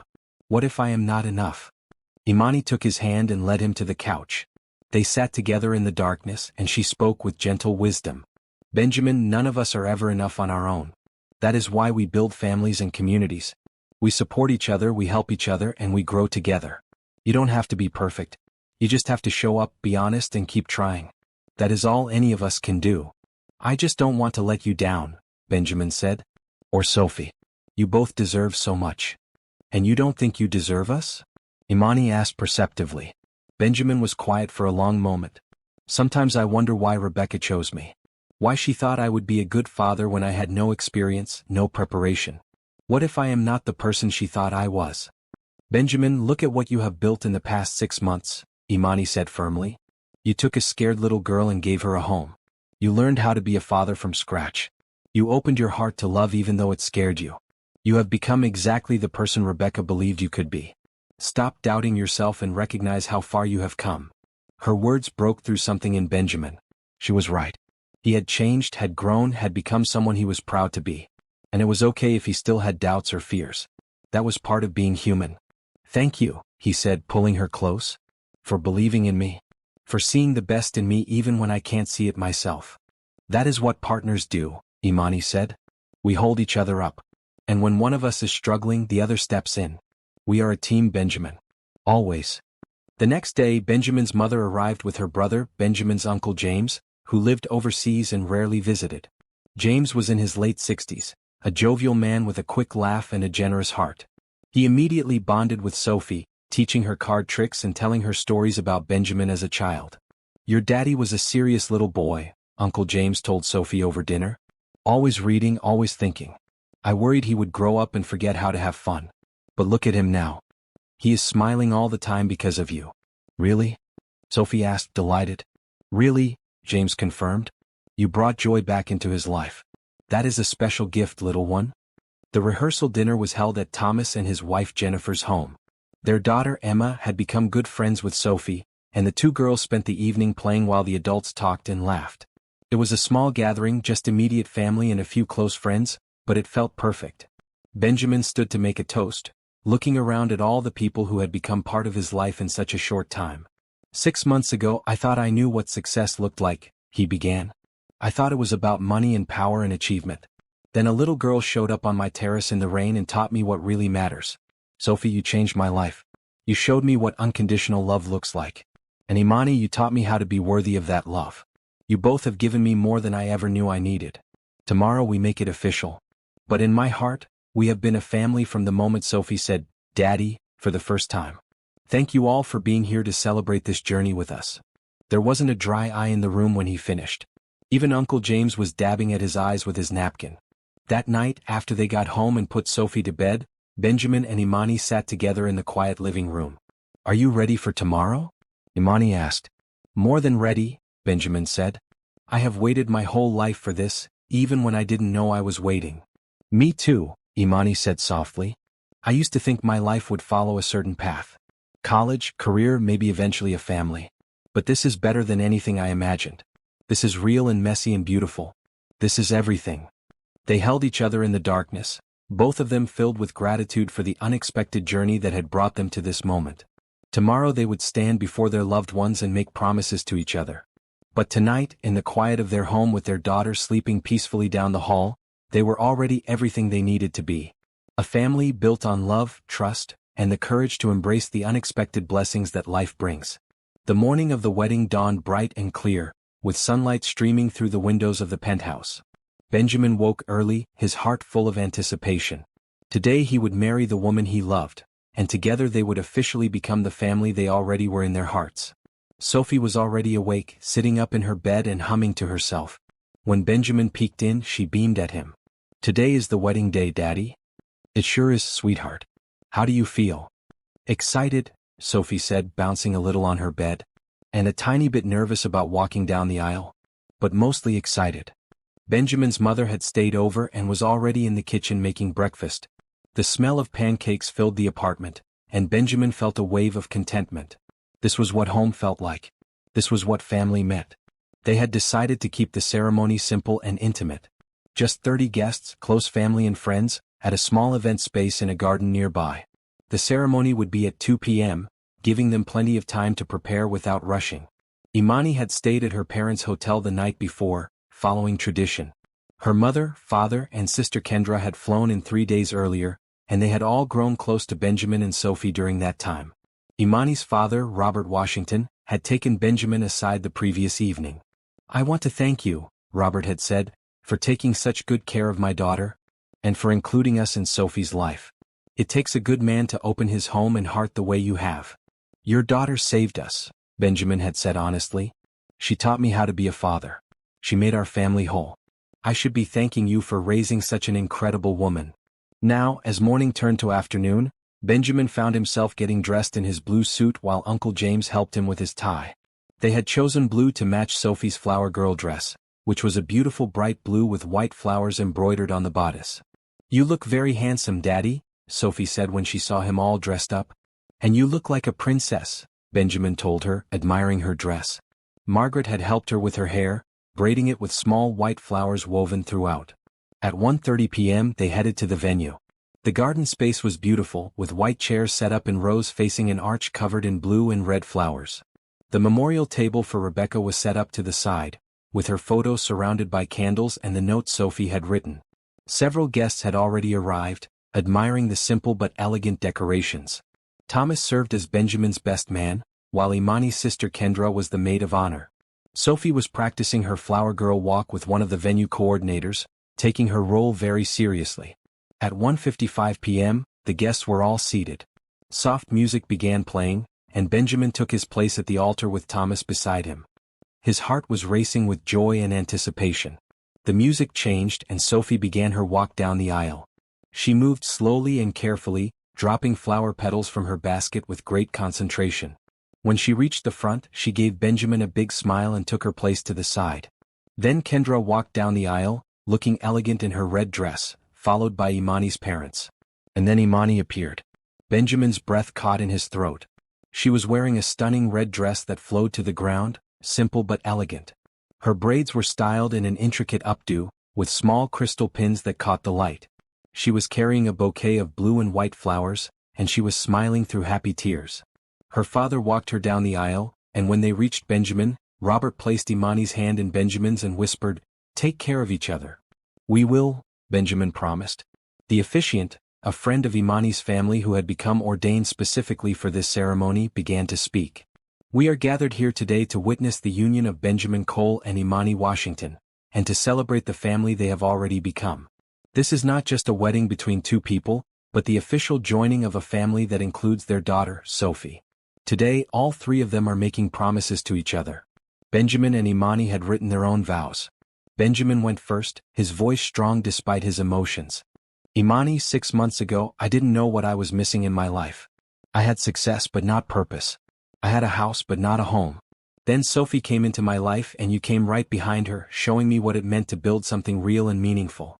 You taught me patience when I had none. You showed me kindness when I felt lost. You helped me become the father Sophie needed, and in doing so, you became the partner I needed. I promise to love you, support you, and choose you every day for the rest of our lives. I promise to be present, to be honest, and to never take for granted the gift of your love. You are my home, Imani. You and Sophie. And I will spend the rest of my life making sure you both know how loved you are. There wasn't a dry eye among the guests. Even Thomas was wiping away tears. Then it was Imani's turn. She took a deep breath and began. Benjamin, when I first came to your door looking for a lost child, I had no idea I was about to find my own family. Watching you learn to be a father, seeing your commitment and dedication showed me what real love looks like. It is not about grand gestures or perfect moments. It is about showing up even when you are scared. It is about choosing love even when it is hard. You did that for Sophie and you did it for me. I promise to stand by your side through all of life's challenges. I promise to help you be the best father you can be. I promise to love Sophie as my own, to honor the mother who gave her life, and to help build a future where she feels safe and loved. And I promise to love you with my whole heart, today and every day after. You are my family, Benjamin. You and Sophie. And I am so grateful for this beautiful life we are building together. Benjamin was crying now, not bothering to hide his tears. He looked over at Sophie, who was watching with wide, happy eyes, and he felt complete. The officiant then turned to Sophie. Sophie, would you like to join your daddy and your bonus mommy? Sophie nodded eagerly and came to stand between them, holding both their hands. The officiant smiled at her. Sophie, your daddy and your bonus mommy are making promises to each other today. But they also want to make promises to you. Would you like to hear them? Yes, please, Sophie said. Benjamin knelt down so he was eye level with Sophie. Sophie, I promise to always be here for you. To listen when you need to talk, to help when you are struggling, and to celebrate when you are happy. I promise to honor your mommy's memory and to help you keep her alive in your heart. I promise to be the daddy you deserve now and always. Imani knelt down beside him. Sophie, I promise to love you like my own daughter. I promise to support you, guide you, and be there for all of life's big moments and small ones. I promise to never try to replace your mommy, but to be an addition to your life who loves you completely. You are my daughter in every way that matters, and I am so proud to be your bonus mommy. Sophie threw her arms around both of them and they all hugged right there in front of everyone. The guests were laughing and crying at the same time, moved by the love this family shared. When they stood back up, the officiant had them exchange rings. Benjamin slid a simple gold band onto Imani's finger, and she did the same for him. Then Imani pulled out a small box and opened it, revealing a delicate necklace with a small heart pendant. This is for you, Sophie, Imani said, fastening it around Sophie's neck. So you always remember that you are loved by both of us, and that we are a family forever. Sophie touched the pendant, her eyes shining with tears. I love it. I love both of you so much. Finally, the officiant pronounced them husband and wife and said with a smile, Benjamin, you may kiss your bride. Benjamin pulled Imani close and kissed her, a sweet kiss full of promise and joy. Their guests erupted in applause and cheers. Sophie was jumping up and down, clapping her hands with delight. As they walked back down the aisle together, with Sophie between them holding both their hands, Benjamin felt like his heart might burst from happiness. They had done it. They were officially a family. The reception was held in the same garden space, with tables set up under strings of lights. There was music and dancing and laughter. Sophie and Emma ran around playing while the adults talked and celebrated. Benjamin's mother gave a touching speech about how proud she was of her son and how blessed they were to have Imani and Sophie in their lives. When it was time for the first dance, Benjamin and Imani swayed together to a soft, romantic song. But halfway through they beckoned Sophie to join them, and the three of them danced together, a family united by love and choice and commitment. Later in the evening, as the sun was setting and the lights were twinkling overhead, Sophie approached Benjamin and Imani where they were sitting together. Can I say something? Sophie asked. Of course, sweetheart, Benjamin said, pulling her onto his lap. Sophie looked out at all their guests, then back at Benjamin and Imani. I just wanted to say thank you. Thank you for finding each other. Thank you for letting me be part of your family. And thank you to everyone here for celebrating with us today." Then she pulled out a small folded piece of paper from her dress pocket. "I wrote this for Mommy Rebecca. Dr. Lisa helped me. Can I read it?" "Please do," Imani said softly. Sophie unfolded the paper and began to read. "Dear Mommy, today Daddy and Miss Imani got married and we are a forever family now. I want you to know that I am happy, but I still miss you every day. You were right when you told me to find Daddy. He is the best daddy in the world. And Miss Imani is the best bonus mommy. I think you would really like her. She takes care of us the way you took care of me. She makes sure I eat my vegetables and do my homework, but she also lets us have ice cream on Fridays and tells funny jokes. I know you are watching from heaven and I hope you are proud of me. I try to be brave like you taught me. I try to be kind like you were. And I try to remember that love doesn't end, it just changes shape. I will always be your Sophie, even though I am also Daddy's Sophie and Miss Imani's Sophie now. Thank you for being my mommy. I love you forever. Your daughter, Sophie." There was not a dry eye in the entire garden. Even the catering staff were wiping away tears. Benjamin held Sophie tight, overwhelmed by her capacity for love and forgiveness. Imani wrapped her arms around both of them, and they sat there together as the sun set on their wedding day. As the evening wound down and guests began to leave, they received hugs and well wishes from everyone. Uncle James told Benjamin that his brother would have been proud. Thomas told him that this was the happiest he had ever seen him. Imani's parents embraced all three of them, officially welcoming Benjamin and Sophie into their family. Finally, it was just them, along with Margaret, who had offered to take Sophie for the night so Benjamin and Imani could have a wedding night alone. Sophie hugged them both tight before leaving with her grandmother. "Have fun being married," Sophie told them seriously. "But don't forget to come get me tomorrow." "We could never forget you," Benjamin assured her. "You are part of us," Imani added. "Always."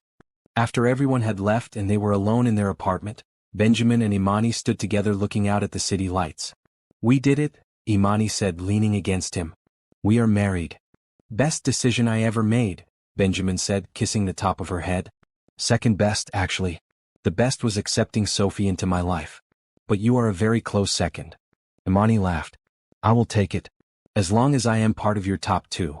They stood there in comfortable silence for a while, both of them thinking about how far they had come and how much their lives had changed.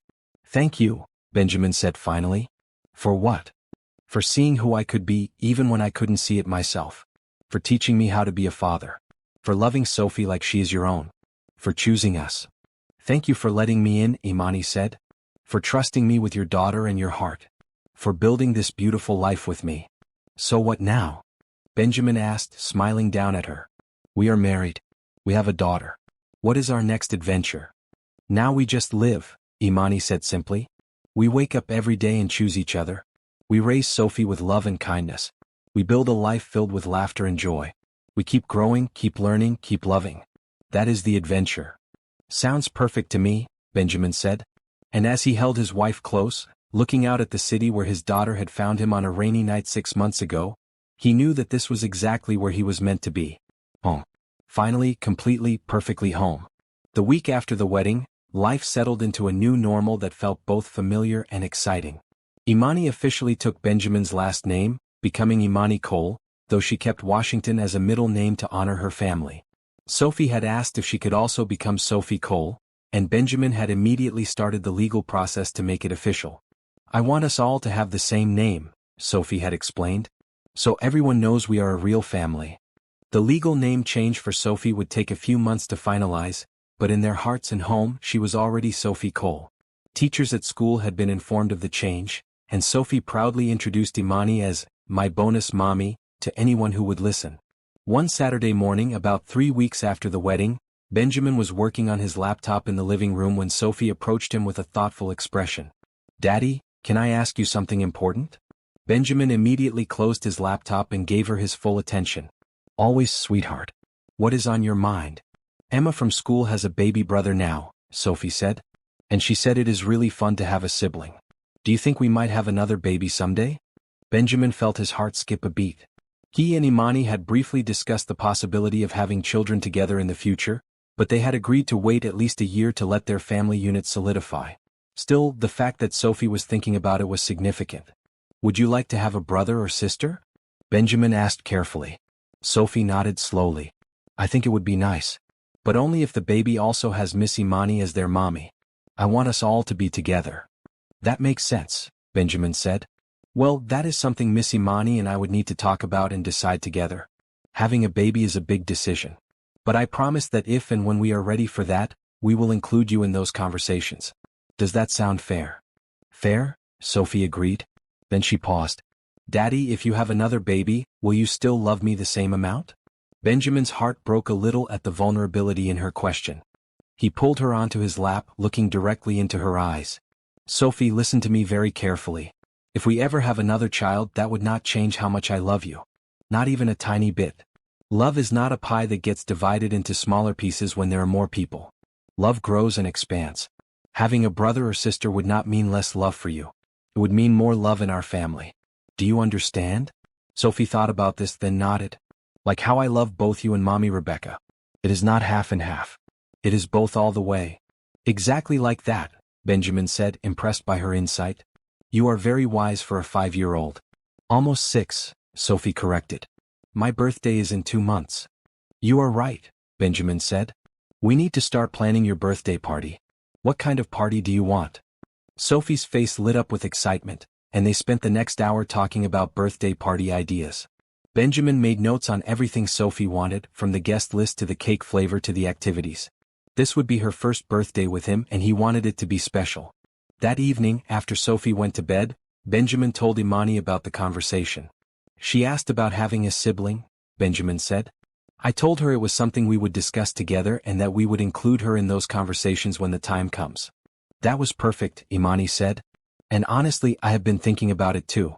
Not right away, but maybe in a year or two when Sophie is more settled and secure. I would love to give her a sibling. But only if you want that too. I do, Benjamin admitted. I missed the first 5 years of Sophie's life, and while I can never get those years back, the thought of experiencing a baby from the beginning with you is really appealing. But you are right that we should wait. Sophie needs to be secure in our family first. Agreed, Imani said. Let's revisit this conversation in a year or so. In the meantime, we have a birthday party to plan. Sophie's 6th birthday arrived on a beautiful spring Saturday.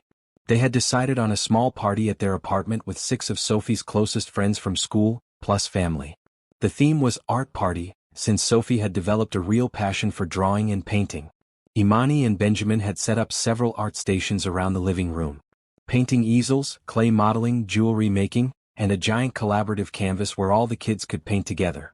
They had hired a local art teacher to lead some of the activities, and the apartment was filled with laughter and creativity. Sophie was radiant in a bright green dress, her hair in 2 braids decorated with ribbons. She moved from station to station, helping her friends and clearly enjoying being the center of attention. When it came time for cake, a beautiful 2-tiered creation decorated with paintbrushes and palettes made of fondant, Sophie made a wish and blew out her 6 candles. Benjamin watched her close her eyes and wish with all her might, wondering what she had wished for. Later, after the party was over and they were cleaning up, Sophie told him, I wish that we could be this happy forever, she said. That nothing bad would ever happen to our family again. Benjamin felt a lump in his throat. That is a beautiful wish, sweetheart. Do you think it will come true? Benjamin chose his words carefully. I think happiness is something we have to choose every day. Some days will be harder than others, and sometimes sad or scary things will happen because that is part of life. But as long as we love each other and stick together, we can handle anything that comes our way. And that is a kind of forever happiness that nobody can take away from us. Sophie seemed satisfied with this answer. She hugged him tight and said, I am glad I found you, Daddy. I am glad I listened to Mommy and came to your terrace that night. I am glad too, sweetheart. You are the best gift I have ever received. The following week, Benjamin received a call from his business partner Thomas. We have had some incredible growth this quarter, Thomas said. And the board wants to do something special to recognize your contributions. They are proposing a significant bonus, plus additional equity in the company. But there is a catch. They want you to take a month off. Completely off. No emails, no calls, no work. They are concerned about burnout and want to make sure you have proper work-life balance. Benjamin was stunned. They want to give me a bonus and time off? Yes, Thomas laughed. I know it sounds backwards, but they have seen how much your family has changed you, how that has translated into better decision-making and more sustainable business practices. They want to support that. So what do you say? Will you take a month off with your family? Benjamin thought about it for approximately 3 seconds. Yes. Absolutely yes. That evening he told Imani and Sophie about the offer. A whole month off? Sophie asked, her eyes wide. What will we do? Anything you want, Benjamin said. We could travel or we could stay here and have adventures in the city. What sounds good to you? Sophie looked thoughtful. Could we do both? Maybe go somewhere special for 2 weeks and then have 2 weeks here doing fun things. I think that is a perfect plan, Imani said. Where should we go for our 2-week trip? They spent the evening looking at travel options together. Sophie wanted to see the ocean, so they settled on a beach resort that was family-friendly and had activities for children. They would leave in 3 weeks, giving them time to prepare. The anticipation made the next few weeks fly by. Sophie had never been on a plane before and was both excited and nervous. Benjamin and Imani spent time preparing her, showing her videos of what to expect and answering all her questions. Finally, the day of their trip arrived. They flew to a beautiful coastal resort, and Sophie's face when she saw the ocean for the first time was something Benjamin would never forget. Her eyes went wide with wonder and she grabbed both their hands.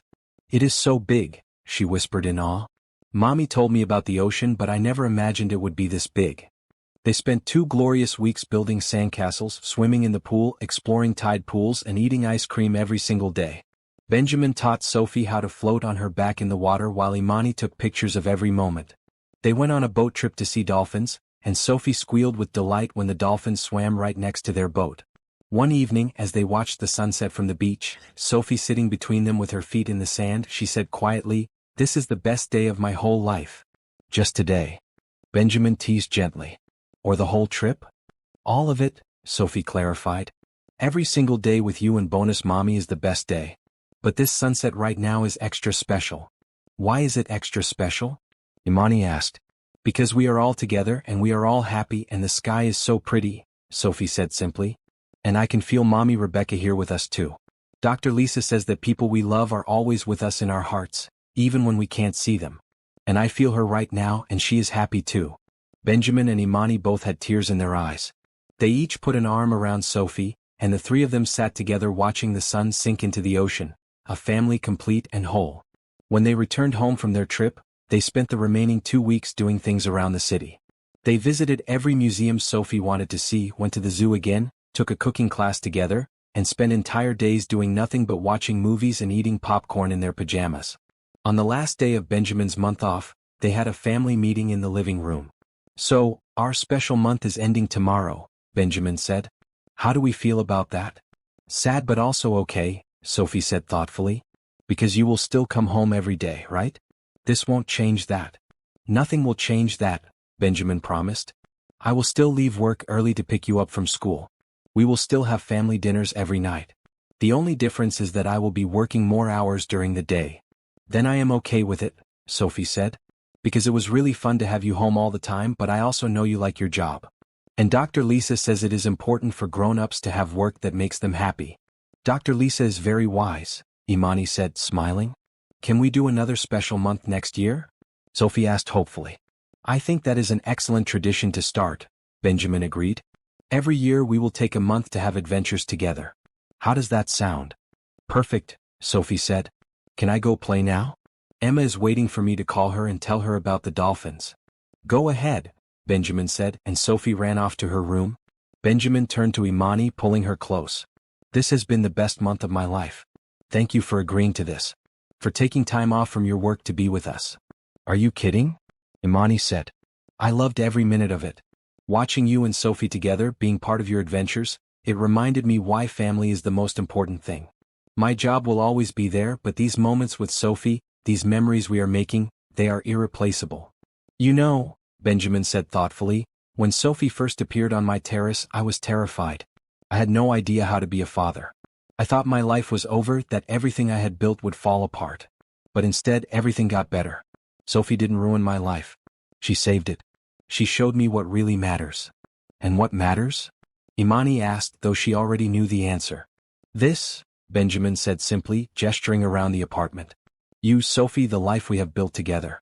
Love, laughter, family. That is what matters. The rest is just details. Just details, Imani agreed, kissing him softly. As the sun set on their special month together, Benjamin reflected on how much had changed in the past year.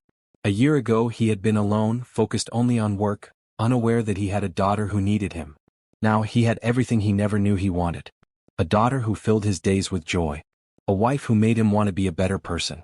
A family that felt like home. And somewhere, he hoped Rebecca Torres was looking down at them, satisfied that her daughter had found the family she deserved. Sophie had kept her promise to her mother. She had found her father. And in doing so, she had given him the greatest gift imaginable. The gift of love, family, and a life worth living. 6 months after their beach vacation, as autumn painted the city in shades of gold and red, Benjamin received news that would add another chapter to their family story. The company had exceeded all projections, and the board had decided to promote Benjamin to executive chairman. The position would give him even more flexibility while still allowing him to guide the company's vision. "This means I can work from home 3 days a week," Benjamin told Imani and Sophie over dinner. "I will have more time for family, more time to be present for all the important moments." "Like my school play next week?" Sophie asked hopefully. She had been cast as a sunflower in the school production, and she had been practicing her one line every single day. "Especially your school play," Benjamin confirmed. "I would not miss it for anything in the world." Sophie's school play came and went, a delightful if chaotic production where half the kids forgot their lines and one of the bees cried through the entire performance. But Sophie delivered her line perfectly. "Even flowers need sunshine to grow." Benjamin and Imani cheered louder than anyone else in the audience, and Sophie beamed with pride. As Christmas approached, their first Christmas as an official family, Sophie came to Benjamin and Imani with a request. "Can we visit Grandma Rosa?" she asked quietly. "Mommy's mother. She is still in the hospital and I want to see her. I want her to know I am okay." Benjamin and Imani exchanged glances. They had kept in touch with Rosa's medical team, sending updates about Sophie and covering her medical expenses. Rosa had recovered somewhat from her stroke but needed ongoing care in a rehabilitation facility. "I think that is a wonderful idea," Benjamin said. "Let me arrange a visit." They went to see Rosa on a cold December Saturday. She was in a comfortable room in a long-term care facility, paid for by Benjamin.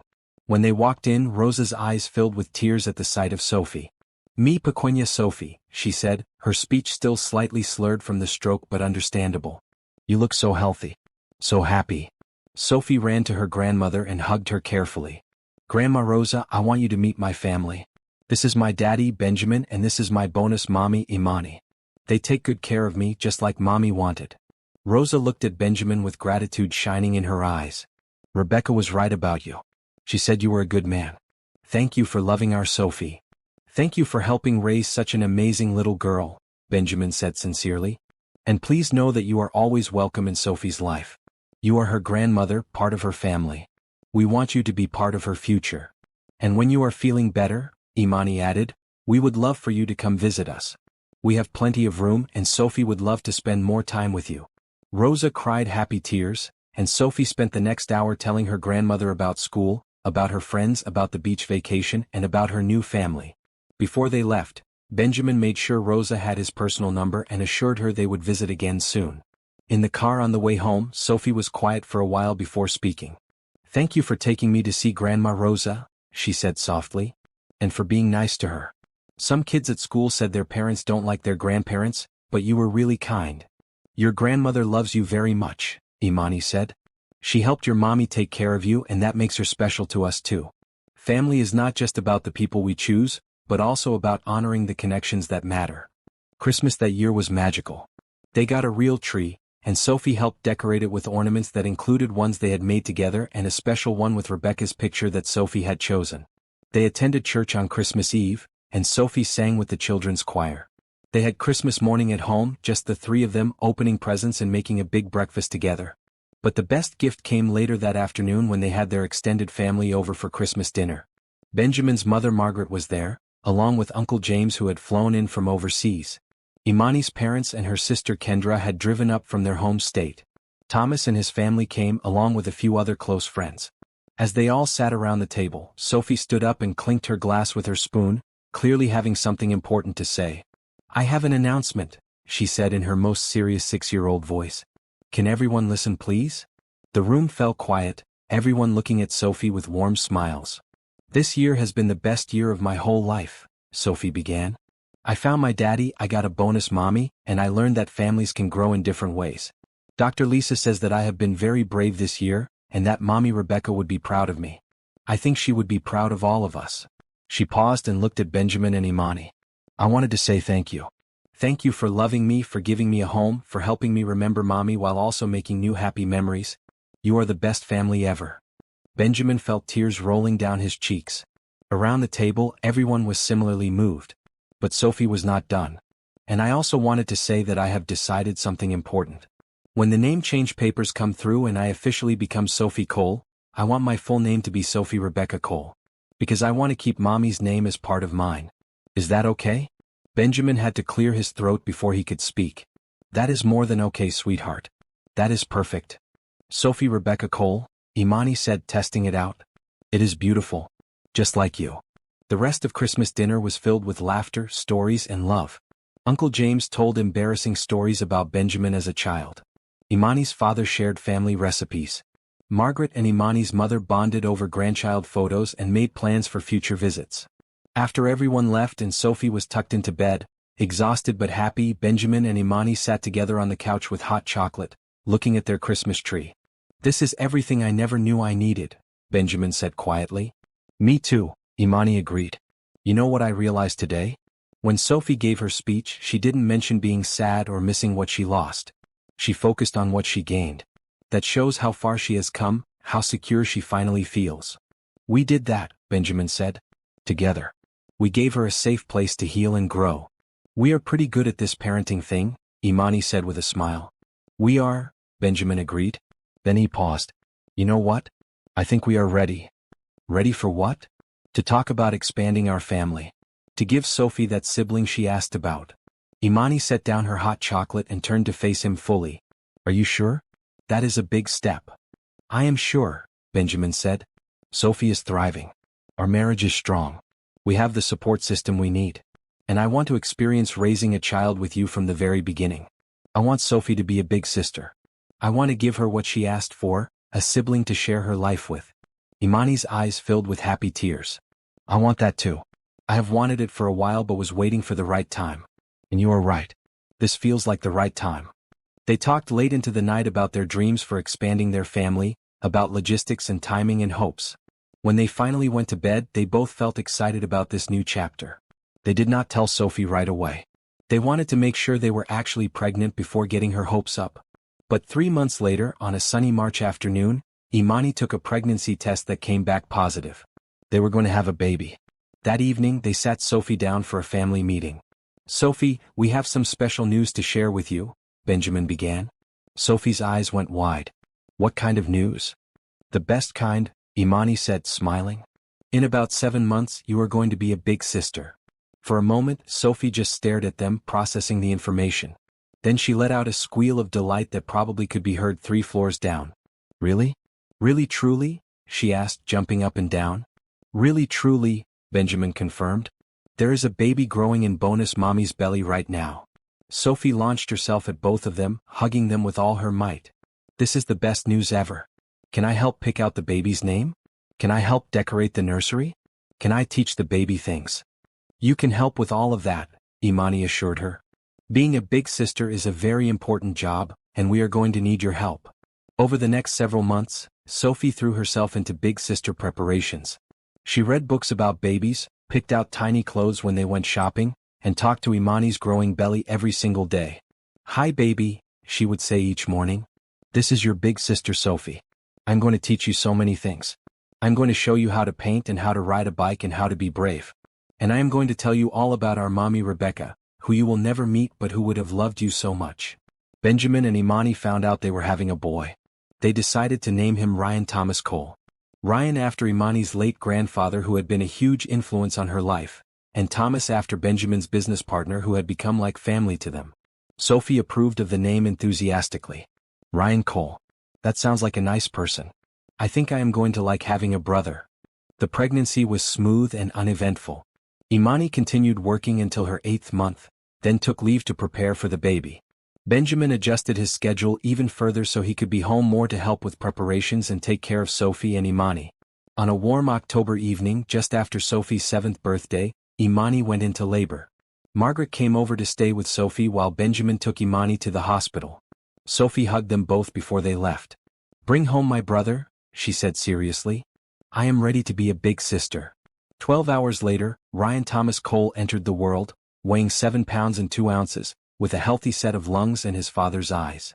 Benjamin held his son for the first time and felt the same overwhelming love he had felt when he first accepted Sophie as his daughter.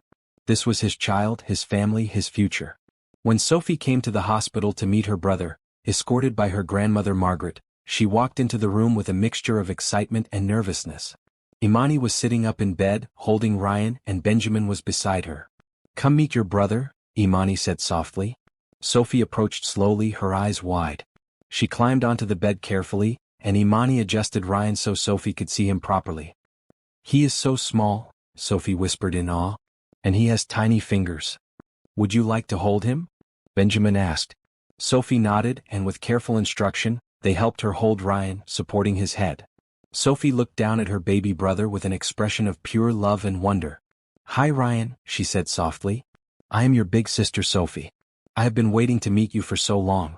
I promise I am going to be the best big sister ever. I am going to protect you and teach you things and love you forever."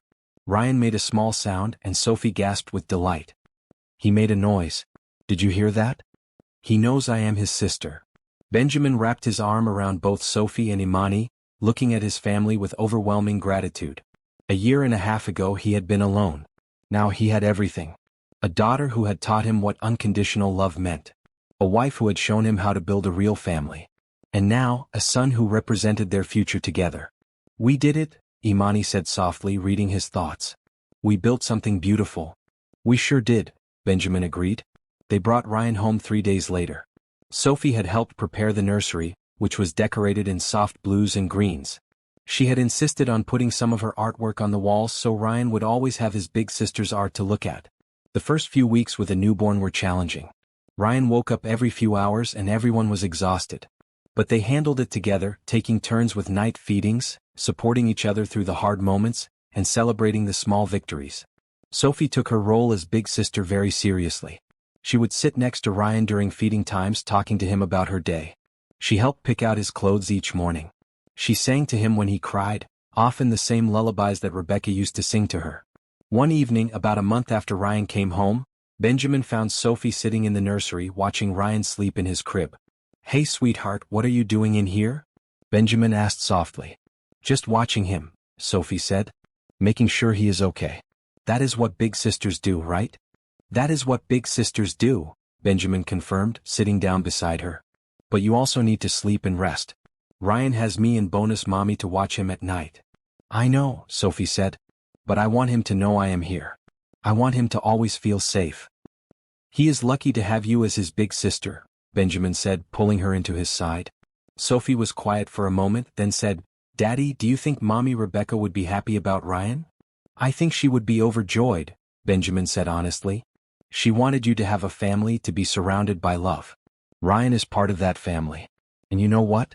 I think she would be so proud of the big sister you are becoming." "I wish she could meet him," Sophie said wistfully. "In a way she does meet him," Benjamin said. "Because you tell Ryan stories about her just like you tell him stories about all of us. She lives on through your memories and your love. And Ryan will grow up knowing about the brave mommy who made sure you found your family." Sophie seemed comforted by this. She stood up and kissed Ryan's forehead gently. "Good night, baby brother. Your big sister Sophie loves you." As they walked out of the nursery together, Benjamin felt a sense of completeness he had never known before. His family was whole. Not perfect because no family ever is, but real and honest and filled with love. Over the next few months they settled into their new normal.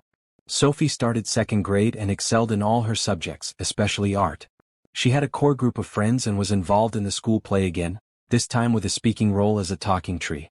Benjamin's company continued to thrive, and he maintained his work-life balance, always making it home for family dinners and bedtime routines. He had learned that success was not measured in money or status, but in moments. Moments like Sophie's proud smile when she helped her baby brother hold his bottle. Moments like Imani laughing while trying to get spit up out of her hair. Moments like the 4 of them on the couch watching a movie, complete and together. Imani returned to work part-time when Ryan was 4 months old, having found a position that allowed her more flexibility. She still did social work, still helped families in crisis, but she had better boundaries now and took care of herself as well as others. They had settled into a rhythm, a life that worked for all of them. On the 1-year anniversary of their wedding, Benjamin and Imani went out to dinner, leaving Sophie and Ryan with Benjamin's mother. At the restaurant, they reminisced about everything that had happened over the past 2 years. "Do you remember the first time you came to my door looking for Sophie?" Benjamin asked. "I do," Imani laughed. "You looked terrified. Absolutely terrified. I was not sure if you were actually Sophie's father or just someone she had randomly chosen." "I was terrified," Benjamin admitted. "I had no idea what I was doing. I still don't most days." "None of us do," Imani said. "We are all just figuring it out as we go. But I think we are doing a pretty good job." "We are," Benjamin agreed. "Sophie is thriving. Ryan is healthy and happy. We are making it work." "More than work," Imani corrected. "We are building something beautiful. This life we have, it is everything I ever wanted but never thought I would find." "Me either," Benjamin said. "I thought success was about building an empire. Turns out it was about building a home." They talked late into the night, making plans for the future. More family trips, maybe another child in a few years, supporting Sophie's dreams whatever they turned out to be, watching Ryan grow. When they got home, Margaret was sitting on the couch with both children asleep on either side of her. Sophie had her arm draped protectively over Ryan, even in sleep. "They are good kids," Margaret whispered, careful not to wake them. "Rebecca would be so proud of Sophie. And you two are doing an amazing job." After Margaret left, Benjamin and Imani stood together, looking at their sleeping children. "This is it," Benjamin said softly. "This is everything." "This is everything," Imani agreed. They carefully moved Sophie to her bed, tucking her in and kissing her forehead. Then they put Ryan in his crib, watching him sleep for a moment before heading to their own room. As Benjamin lay in bed that night, Imani asleep beside him, he thought about the journey that had brought them here. It had started with a little girl on a terrace, soaked from the rain, saying, "Daddy, sorry I am late." Sophie had not been late. She had arrived exactly when she was supposed to, bringing with her a gift beyond measure. The gift of family, of love, of a second chance at life. The gift of home. And in the morning they would wake up and do it all again. Make breakfast, get Sophie ready for school, take care of Ryan, laugh together, navigate challenges together, love each other through every moment. Because that was what families did. They showed up. They chose each other. They built lives filled with ordinary moments that added up to something extraordinary. Sophie had found her daddy. Benjamin had found his daughter. Imani had found her family. And together they had built something beautiful. A home. A family. A life worth living. And as the sun set on that day, painting the sky in shades of red and gold, Sophie slept peacefully in her bed, no longer afraid that morning would not come. Because she knew, deep in her heart, that she was home. She was not late anymore. She was exactly where she belonged.